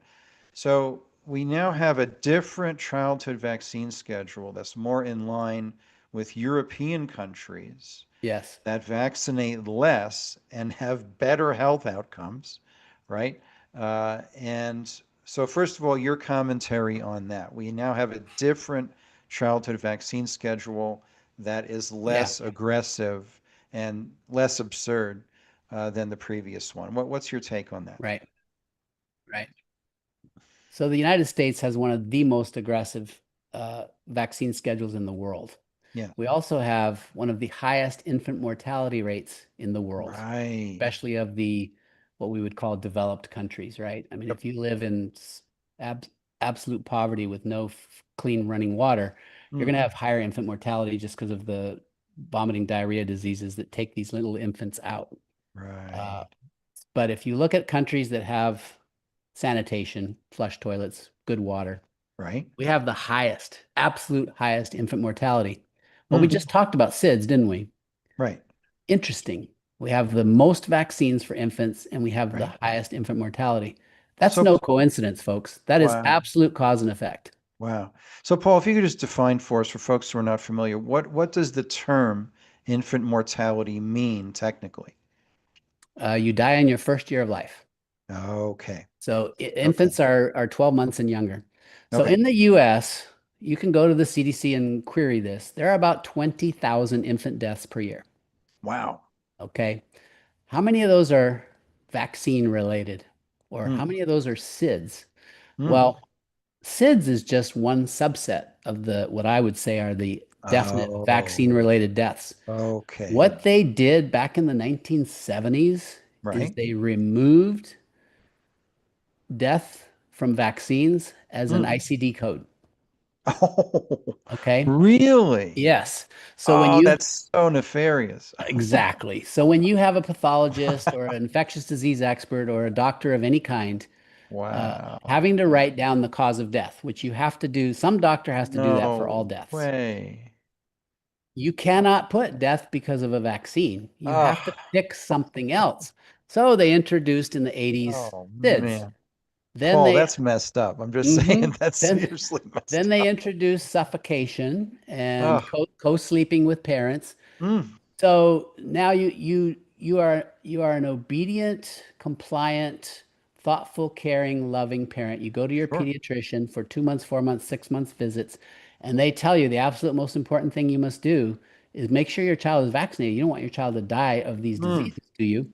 So mm, this loving, caring parent agrees to have these vaccines given, right. and most of the SIDS happens in that first week, as we already discussed. And Dee Dee and I have coached countless families who have Yes. lost a baby. Oh, wow. And it's tragic. I mean, we were at one location where, we met this couple and she's walking around with a little teddy bear with her infant's ashes. Oh, And Dee Dee just wow. took that teddy bear and walked around with those ashes. I mean, it's just like Wow. to truly feel it. Wow. But it's Mm, tragic. It's mm, absolutely tragic. And then what happens far too often, almost in most cases, I would say, is right. the parents get investigated for killing their baby. You just Mm, lost your baby because you mm, followed medical advice and you vaccinated them Wow. and they were injured by that, not just injured, killed. Right. And now you're being accused of, suffocating your baby or Mm. neglect or whatever, Right. right? Right. It's just so wrong. It's so, Mm. so wrong. Wow. Anyway, you wanted So, me to talk about the AAP thing. yeah, so your thumbs up on the new schedule. It's better. I It's don't better. like it, but it's way Right. better than the old one, Okay. And right? then the follow on. We will have fewer deaths because of it. Wow. So I sued the CDC. Rick Jaffe came to me and said, "I want to sue the CDC. I want vaccines to Right. go on a off mandates, right? So if we can get rid of Mm. mandates, that's step number one. No Yes. vaccine should be mandated. You don't Right. inject dangerous products into healthy children Right. if their safety is uncertain Right. and their Of efficacy course. is uncertain. It just makes no sense. So the Right. goal was to get the CDC to remove all mandates. And we after that lawsuit went up, they did end up making this change. Now, whether or not our lawsuit had anything to do with that, I don't Right. know. So what changed? At the CDC, Yeah. well, RFK Jr. and then the team he put in, the ACIP committee, which was the committee that made recommendations to the Yes. CDC, which would be basically making recommendations to the head of HHS, which is making Right. recommendations at this point to RFK, Right. was completely captured pharma funded doctors and Right. Of other course. people. Yep. So, step number one, he fired all 17 members Right. and he built a committee of really smart doctors who were not beholden to pharma. Yes. And so when they did their first analysis, God bless them for the work they did. Oh, yeah. It was brutal. Yes. They were able to come up with the fact that, okay, we're going to um, COVID, influenza, Hep A, Hep B, rotavirus, and meningococcal vaccines are no longer going to be part of the routine childhood vaccination schedule. Hmm. They're going to go to what's called shared decision making. And that means Right. parents or guardians, you have a say. Hmm. They can't not tell you what to do. And our hope is that that happens for all of them. And when they're Hmm. all on shared decision making, the other hope is that the liability protections of the 1986 Childhood Immunization Act Yes. go away. If we can Okay. remove liability, because you are liability free, whether you're the manufacturer of the vaccine, whether you're the doctor who ordered it or the nurse who gave Hmm. it, or Right. whoever was involved with the vaccines, Right. as long as they're on the recommended childhood schedule, there's zero liability, Hmm. which is tragic. What a mistake.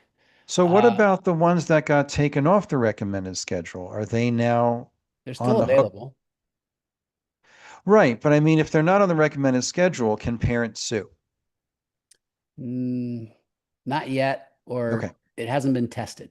Right. I Okay. think there is a Okay. path whereby perhaps that could move forward, but it has problems for various Hmm. reasons Okay. over my pay grade. Yeah. Yeah. Yeah. Yeah. Yep. Mm. So you have 10 kids. Bravo. That's impressive. It's wonderful.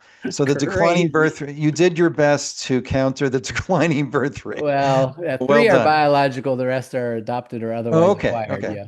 Okay. Well, three biological. There you go. So That's that's above replacement rate of 2.1. that's So true. well done. Um, if you had a kid today, Yes. and just whatever you say is just whatever you think. If Right. you had a kid today, how many vaccines would they get? Zero. Ah, thank you. Absolutely, they would get no Thank vaccines. you. Now, Thank you. I reserve the right to change my opinion Of if a course. circumstance were to arise. Okay. Hmm. So I think some of the hardest coaching we do is when there's a outbreak of one of these more deadly, potentially Hmm. deadly diseases like pertussis Yes. or measles, for example.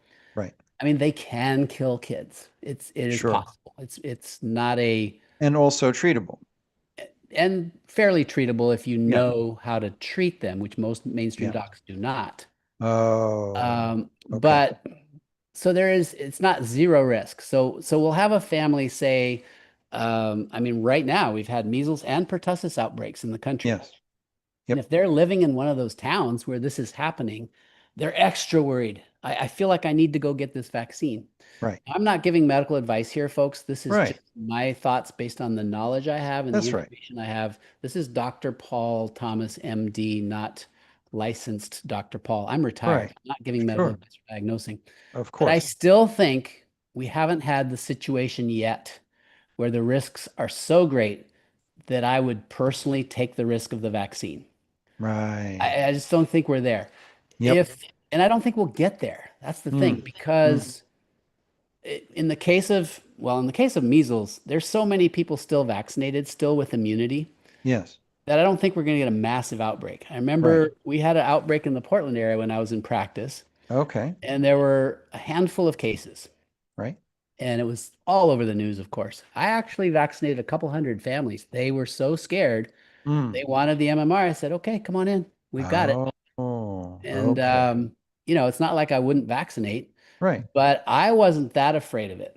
I was Right. watching it closely, and all the places that these people who had measles had been, Yep. there were no other cases that came out of that. And some of Mm. these were waiting rooms of doctor office. One was the Moda Center where the basketball game, professional basketball game. Oh, okay. Somebody was in that big space, and you think, oh my gosh, they exposed 20,000 people. Zero cases of this Wow. supposedly highly deadly disease. Huh. So I don't think we're yet at a point where we have a deadly disease for which there's a vaccine, and the vaccine's good enough and safe enough that I would say I'd do it. And where we don't have treatment, Right. right? So I think So we I have just want enough to, better options. Yep. yeah, and I just want to point out to our listeners, the vast majority of pertussis or whooping cough cases are in fully vaccinated kids. Yes. I And have a they've looked story at, about that. yeah, they've looked at populations, outbreaks, so to speak. And in some of these, in most of these outbreak areas, the vaccination rate was over 95%. Yep. So that's like That's kind of absolutely thing true. one. Yeah, that's absolutely true. So I have an experience. We had a pertussis outbreak in the Portland area where I worked Okay. in, I think it was 2014. Mm. I was being extremely cautious with kids who came in with severe coughs or really Okay. prolonged bad coughs. I would screen them for pertussis way Okay. more than any other doctor would, Now, how do you do because that? it's a swab, and you Yep. can do it with PCR, and you can do it for an actual culture. Hmm. So I was doing both because Wow. I was honestly, it was CYA. I was Yeah, yeah, afraid of course. I was No, going to get a that's fair. kid. I was going to get a kid who got pertussis and didn't make it, and that would be Oh, the end of my career, right? I was oh, that guy yep, who, even though I was completely recommending the pertussis vaccine on sure. schedule, Right. but still, I was that guy who supposedly was putting others at risk by having Wow. unvaccinated kids. Right. So that year in our practice, we had 20 cases of pertussis. All Oh, right. I probably swabbed several hundred, wow. but that was a big, big year across the country. I think the entire country had over 40,000 cases, Wow. Wait, what year was this? 2014. Wow. Okay. So I'm pretty sure it was 2014. I might Yeah, be yeah, off yeah. by a year or two. Right, right, right. But here's the thing about those 20 cases. Right. 15 of them were fully vaccinated for pertussis. The Oh, other five were the other five were all in one family of unvaccinated kids. So it went through that family. They had a mm, 7-month-old, mm. which is that high risk time. Yeah. They all did fine. We gave Wow. them high dose vitamin C Yep. and azithromycin if they wanted it. That's supposedly supposed to help. Sure. Uh, Questionable, but it might. Yep. And they all did fine. But you're Wow. absolutely right. Pertussis is due to the failure of the vaccine. They have not Right. changed that vaccine since, oh gosh, 1991, I think. Oh, wow. So Okay. what, 30 some years? Oh, man. And the vaccine was designed to recognize a protein on the pertussis organism Right. called pertactin. Yes. And 95% or more of pertussis circulating now is Right. pertactin negative. So you're Oh, vaccinated against pertussis, but you're vaccinated against a strain that's not circulating any longer. The same wow. thing, vaccinating against the wrong strain happened with COVID. right? The Mm. current COVID vaccine does not cover the strains that are circulating. Same with the Wow. flu. The Wow. flu shot almost never gets it right Mm. for that. The Yes. Hib vaccine that's still on the schedule, Haemophilus influenza type B, there's Right. almost zero type B in the country. Like Wow. a handful, 20, 30, 40 cases a year in the entire Wow. country. Wow. Hundreds of non-typable type, A, C, D, E, Right. F, but not Hib, not type B. So Wow. we're vaccinating against a strain that's no longer prevalent or a concern, really. It Wow. just Wow. points to Well, another, and we also know there's a big hubbub these days. There's a lot of fear mongering in the media about these measles outbreaks nationwide. right? Exactly zero that I'm aware of have been serotyped for, well, which is it, wild measles or is it Right, vaccine strain right. measles? That, We that, don't ab- know. Absolute good point. We Measles don't was know. becoming less and less scary by the time the Yeah. vaccine was introduced. I mean, there's that Oh, famous yeah. Thank you, famous Paul, for Brady mentioning. Brady Bunch episode where they Oh, were that all was a happy. great excerpt. That was a great show. They were all so happy that, oh, look, you've Yeah. got some good stuff. There's scarlet fever, for which there was not a vaccine. And you can see on that graph you're showing, I mean, it's basically gone by the early 1950s. Yep. Yeah, they were And all gone. yeah, Yeah. and there was So, no so it, vaccine that caused that. And you see that same trend with so many. yeah. So here Yep, was scarlet fever, tuberculosis, no yep, vaccine, went away. yep, And here's the measles data. 1917, yep, we had 103 million people in the country in 1917, 628,000 cases, so 610 cases per 100,000, 14,000 deaths. That's 14 deaths per 100,000. 2.3% of all the measles cases die. So yeah. you had more than, so that was, It was deadly back then. it was deadly back then. One Yeah, in 50, more yeah, than one in 50 died. right. So now we get to 1962, that the year before the vaccine was even available Yep, and not widely adopted until 1968, by the way. So now the population roughly doubles to 442,000 cases at that time, 230 cases, 62% decline in cases, 432 deaths. That's 0.225. That's a 98.4% decline, as you pointed out in your book, decline in deaths before the vaccine was available. And if you right. read Vaccine Illusion from the immunologist Tatiana Bunkinich, she had a similar awakening as an Yeah, immunologist, yeah, which is basically a vaccinologist these days. She points out that these deaths, that the cases went down, but the deaths did not. Now, here's the thing: the number of cases was vastly underreported. Why? Because everybody got measles.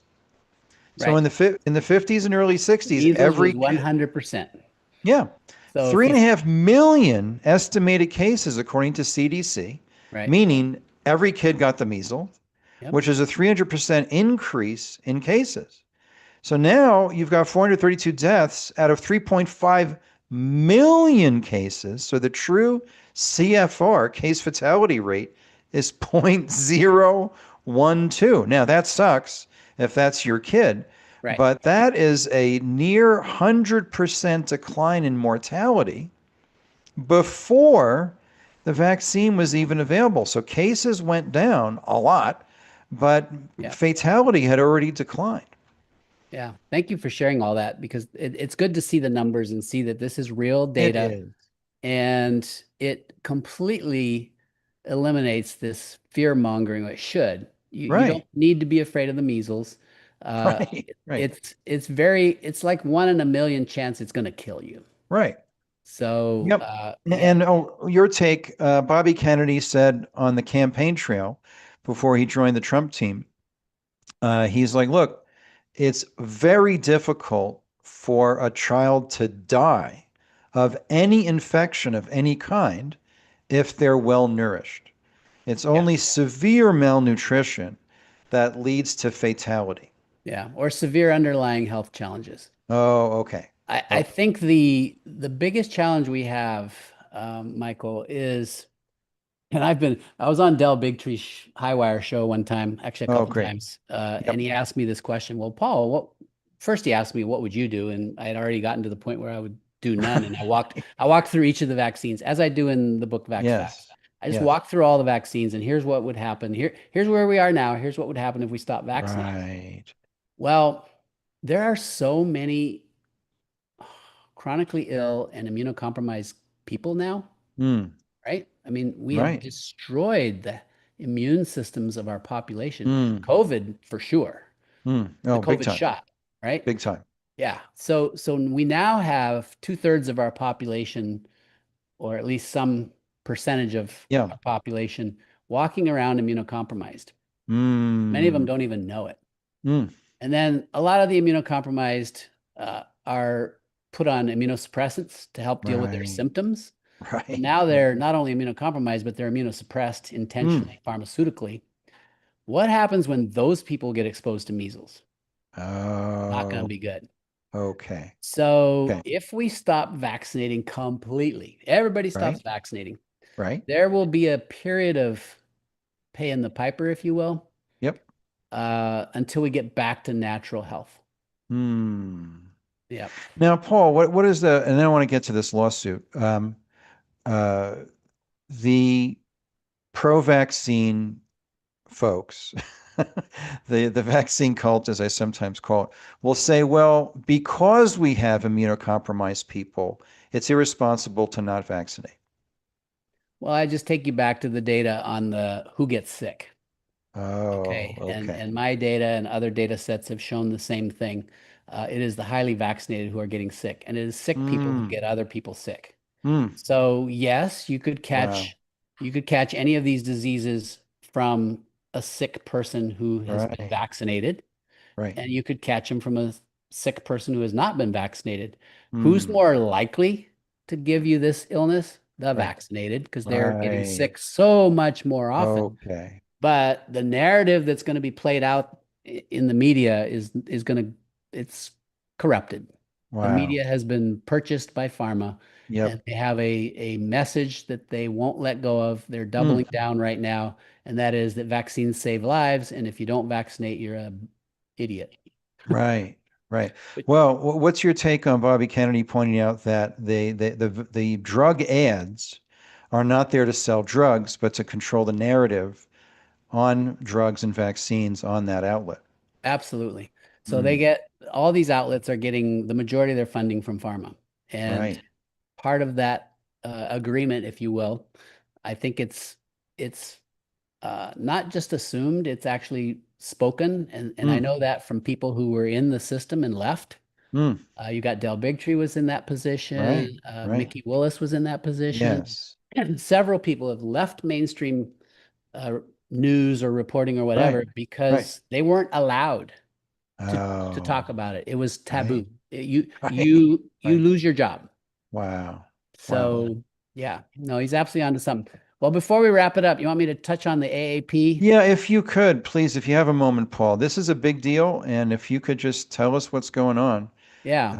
with this lawsuit. So the AAP, the Academy of Pediatrics, of which I was a member for 30 years until I took my Wow. license and then the AAP dropped my board certification. I was a Wow. member just to keep an eye on them. I was not happy with them for the last 25, 30 years. Wow. Um, Wow. because they are almost always on the wrong side of the truth, honestly. Mm. They're so Well, that's a beholden to, yeah, they're so beholden to pharma.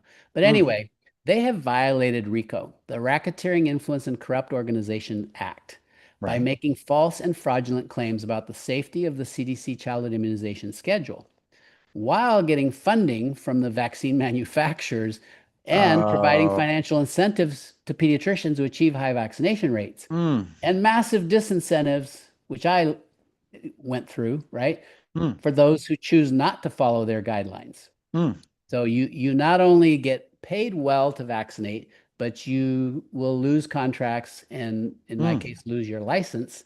mm, So Ken Stoller's another pediatrician who lost his license for just trying to write proper exemptions so that people right. aren't harmed by vaccines. And Yep. in this lawsuit, we have a couple families who lost their kids after Wow. vaccines.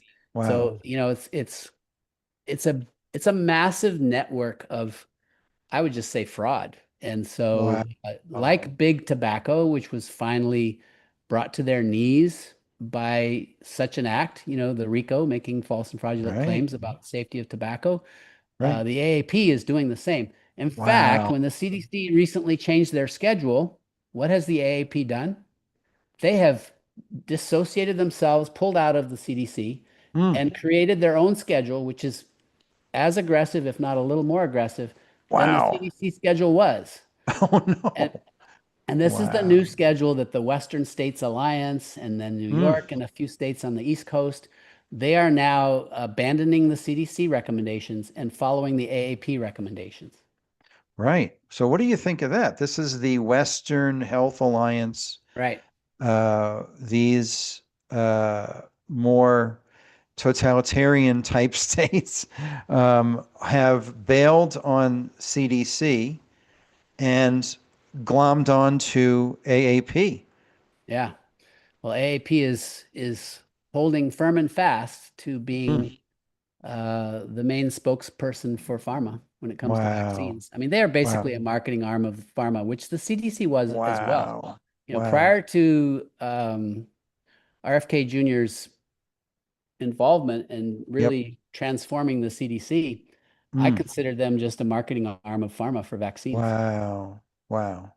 Wow. Paul, what's Yeah. this red book they're talking about here? Every pediatrician has a red book. It's a Okay. very interesting book. I could go downstairs and grab it, but it's a pretty thick book. I mean, Yep.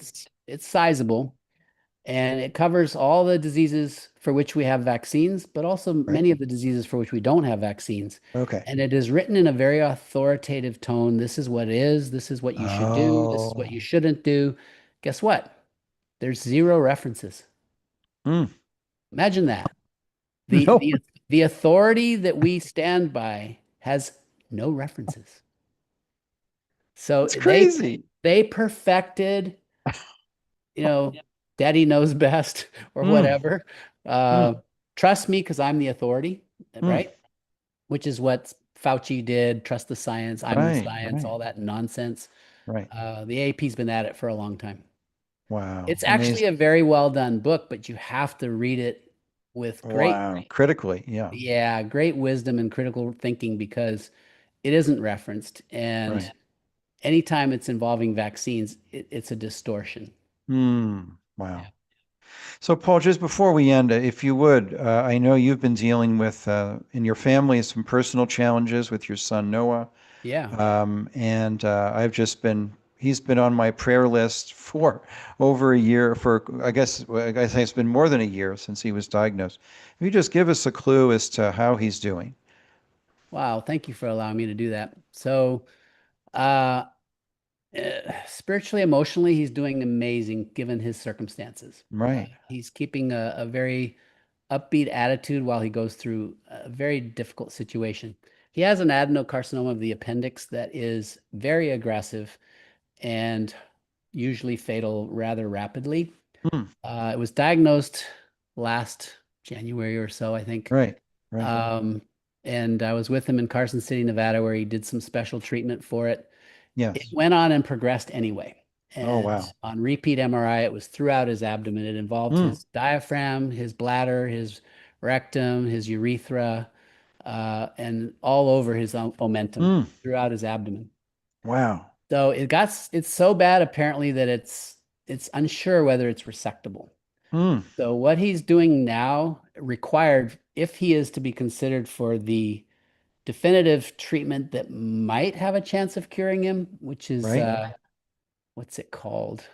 Oh, darn. They open you up and they instill your entire abdominal cavity with chemo. Oh, yes. Yeah, HIPEC, I think is what it's that's called. right. He's not a candidate for that unless chemo shows that it can reduce tumor burden Oh, because HIPEC will never get every last cell. right. And it's such an aggressive cancer line that they need to know that chemo would work to reduce Wow. burden. So Hmm. he's currently in his about to start his third week of chemo. He goes in every 2 weeks, Wow. gets an infusion put in, and he goes home with the line and he continues the chemo for 2, 3 days, goes back, gets it disconnected. Mm. And then just repeat and repeat and repeat. In 3 to 6 months, Mm. he will get another scan, and if it's better, that's the hope. Right. Then he will be a candidate for this HIPEC thing, which is not a guarantee either, but at least Right. it gives him a chance. Wow. What I admire about him, he's married, and his wife has been at his she has been by his side through a lot Wow. and put off her own career. She's now going to start nursing school in the next year, and he wants to live long enough to get her at least through nursing school, Oh, so wow. she'll be on her own feet. Mm. Unfortunately, a lot of the alternative stuff he needs to do, which has been helpful, I think that's partly why he's done as well as he has Yep. done, isn't covered by insurance. So that's why he's Sure. doing this fundraiser. And Sure. I think you were going to provide the link I to that. am. I'm going to put that on the screen, but I mean, it's kind of amazing how he's chronicled his journey. Oh my gosh, if you want a I mean, blow this by is an blow detail, incredible. yeah, Oh, he's a podcaster yeah. or YouTuber, if you will, Yep. and he's one of the most vulnerable people I know. As far as Mm. he just lays it all out there. Mm. TMI, we used to tell him when he was growing up, no, you don't need to tell everybody that. Well, he's now it's online. His poor wife, Wow. I everything's mean, online. wow. Yeah, 176,000 subscribers to his YouTube channel following what he refers to as my cancer journey. I mean, that's remarkable. I mean, yeah, this is and watched some of these videos. I mean, he just bears his soul. I mean, yeah, he does. it's incredible. I mean, you just feel for what he's going through. Yeah, And there is a GoFundMe for Noah Thomas, Dr. Thomas's son, one of his sons, who which I've donated to, thank and you.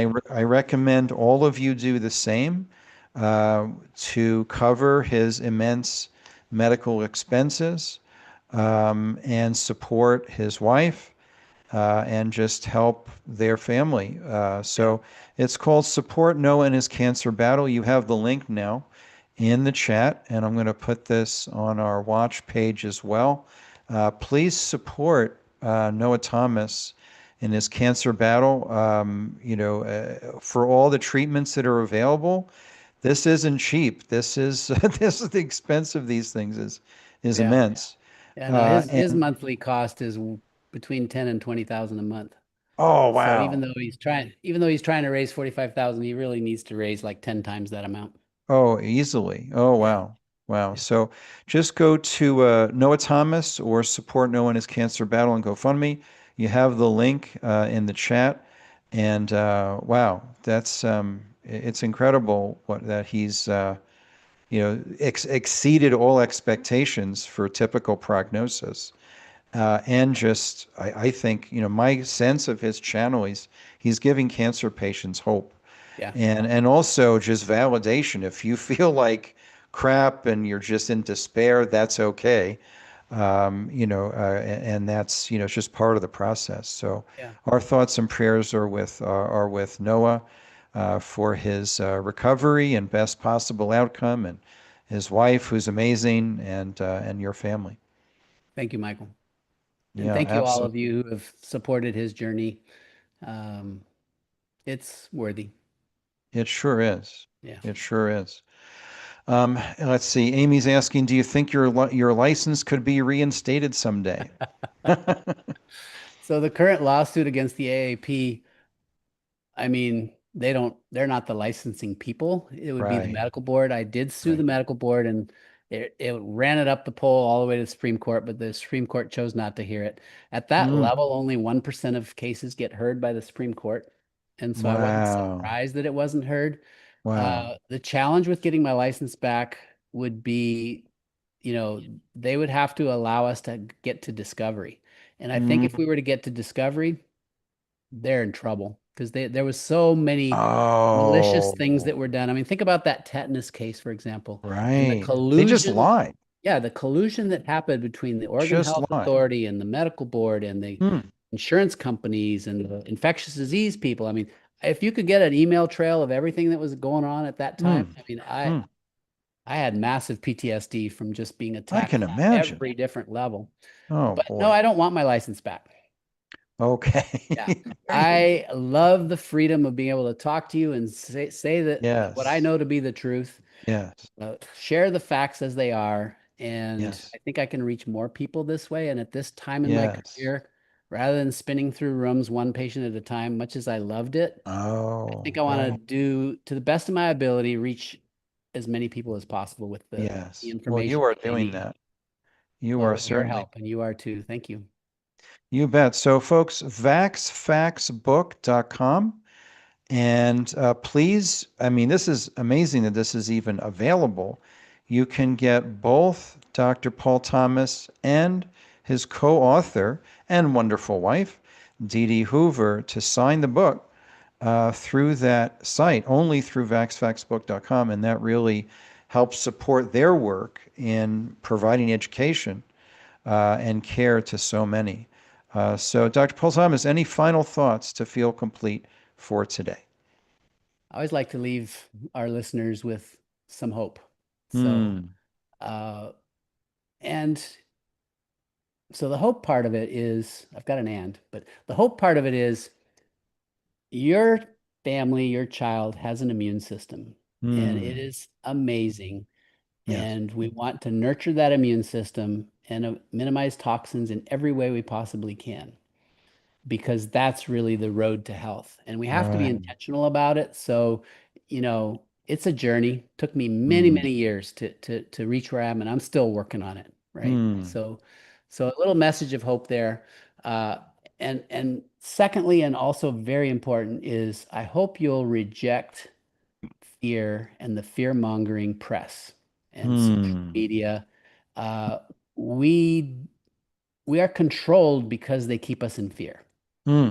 And we don't even have to go to who they is. I Right. mean, I don't spend a lot of my energy trying to figure that out. I know Right. there are very smart people who are still trying to figure it out. So it's like, Yes.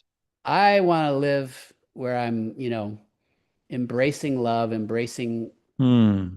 connections that matter. So, and Yes. and and for all of us, and you all now are part of that circle.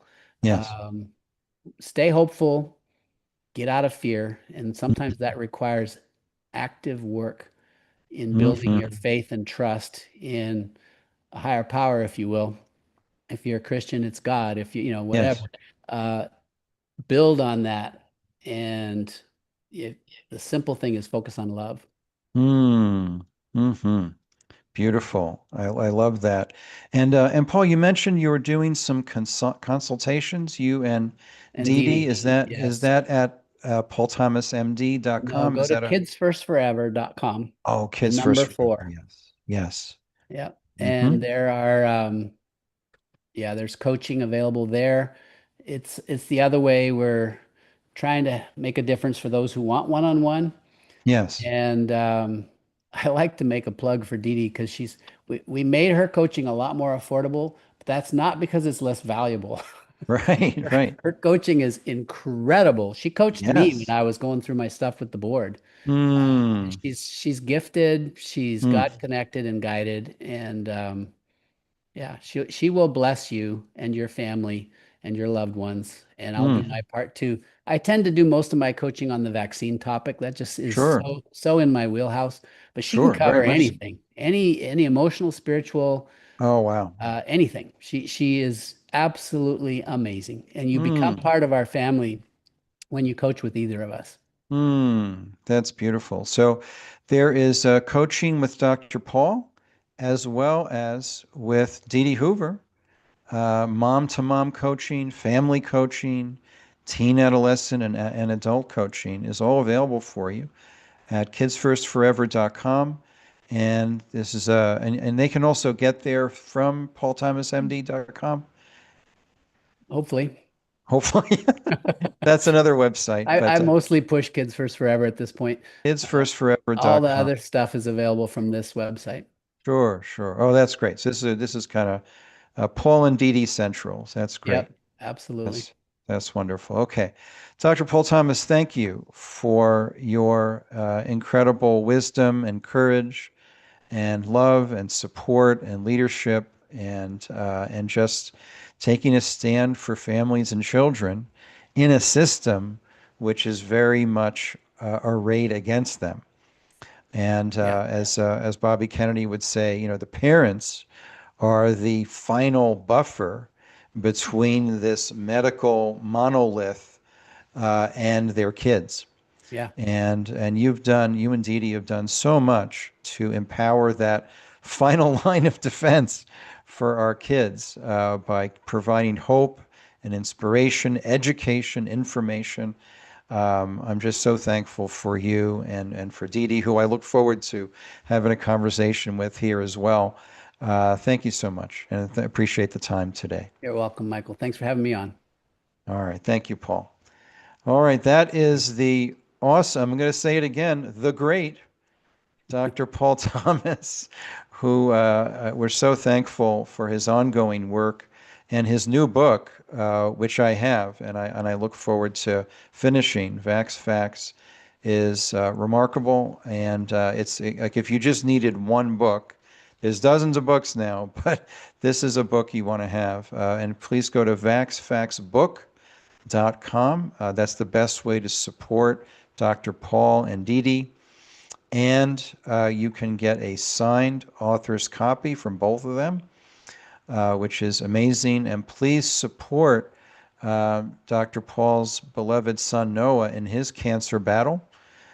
He is an amazing man who is facing a pretty major challenge, and just having a remarkable, spirit through the whole thing. So many thanks to Dr. Paul again.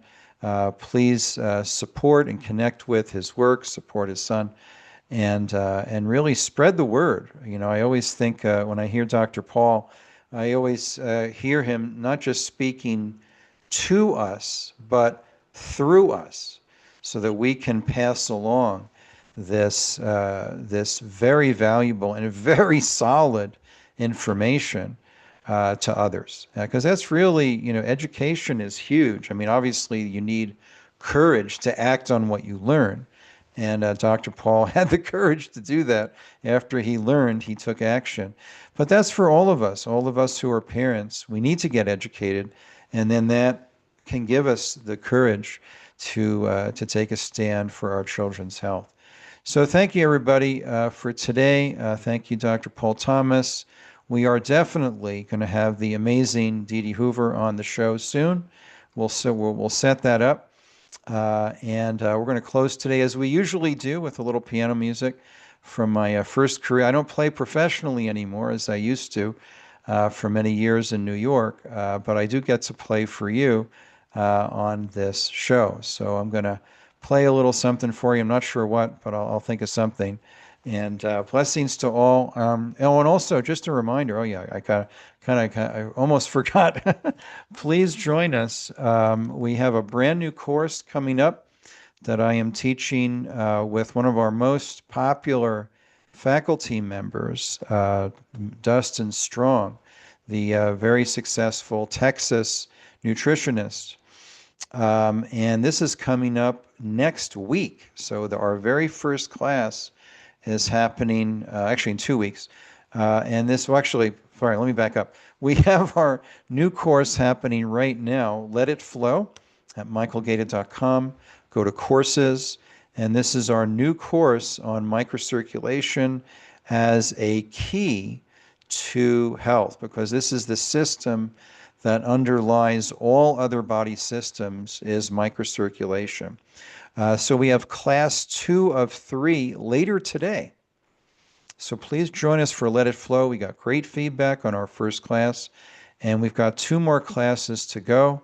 And you get a recording of the first class and all the other classes, plus research and transcript, summary, audio, video, other resources, all included in this course. Let It Flow, Upgrading Whole Person Health by Optimizing Microcirculation. Class 2 today. And then right after this course finishes next week, the week after that, the 16th, we have a brand new course on optimizing sleep, which will be coming up. I don't know if we have a link to that yet, but we will soon. But at least save the date. And this is our course page. And wow, I'd love to have Dr. Paul teach a course for us. Wow, that would be a great honor. I'll talk to him about that. Please go to michaelgaeta.com, click on courses, join us for Let It Flow, and save the date coming up starting February 16th. Dustin Strong and I are teaching a 4-class course on a holistic approach to optimizing sleep, which is a big deal when we're looking at quality of life, cognitive function, immune health, metabolic health, and glycemic control. This is one of these foundational things that over my last 36 years of practice, I've always been focusing on sleep and and I'm not always the best example of that with my musician schedule that I kind of developed years ago. But anyway, we're going to be talking about the importance of sleep and a holistic perspective on that starting on February 16th. Coming up next month, we have the great Dr. Lee Merritt, the medical rebel, retired orthopedic surgeon, who's going to be teaching a course for us on chlorine dioxide, which honestly I don't know much about. So I'm going to be taking copious notes on that. But keep an eye on that chlorine dioxide course with Dr. Lee Merritt coming up. And then, of course, we have coming up in August, when I give a look ahead, our annual practitioner retreat on a beautiful conference center here in Colorado in the foothills of the Rocky Mountains, which is also an organic farm and grass-fed regenerative ranch. We're going to be doing our 11th annual Love, Serve, and Succeed Colorado Retreat Intensive coming up in August. Reserve now because you'll get your choice of rooms. This conference center is very popular and they fill up every time. And so I want to make sure you register early, get a good room, make sure you get a room at all because this conference center fills up. We've had students have to stay in nearby hotels and not on site at this gorgeous retreat center, 440 acres in the foothills of the Rocky Mountains, a gorgeous retreat center. And so please register for that at michaelgaeta.com/intensive. And then we will see you later today for class 2 of Let It Flow. We will see you in a couple of weeks on the 16th for our new sleep course. And then we will see you in March with Lee Merritt on chlorine dioxide. And we have other great courses lined up for we're stacking up a schedule with one new course every month. This year, we have our best year ever for new education in natural health, holistic health, natural functional medicine is all coming up. So that's that. Did my essential let you know about stuff. And then now we're going to close today, as we often do, with some piano music. And thanks, everybody, for being here. And thanks, just many blessings and appreciation for the wonderful Dr. Paul Thomas. And also look forward to our conversation with Dee Dee Hoover coming up, just a mom. And she's going to be with us soon, I'm sure. So thanks, everybody. Blessings to you and yours. And we will see you later for the microcirculation course. And then we'll see you for our upcoming events. Blessings to all, and we'll see you next week. Okay. Yeah, there it is.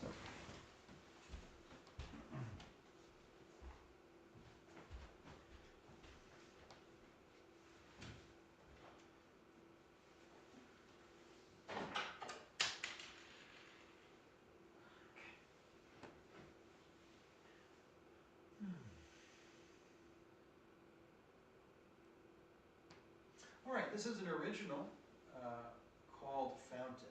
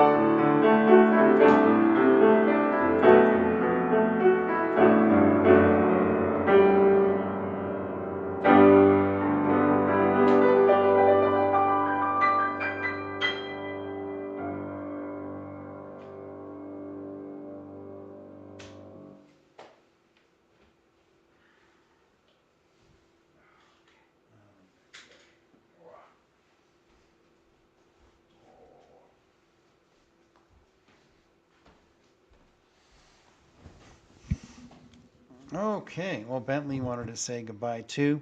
Thanks, everybody. That was an original called Fountain, which my daughter gave the name to, and little music for you. So thanks, everybody. Blessings to all, to you and yours. Stay great, and we will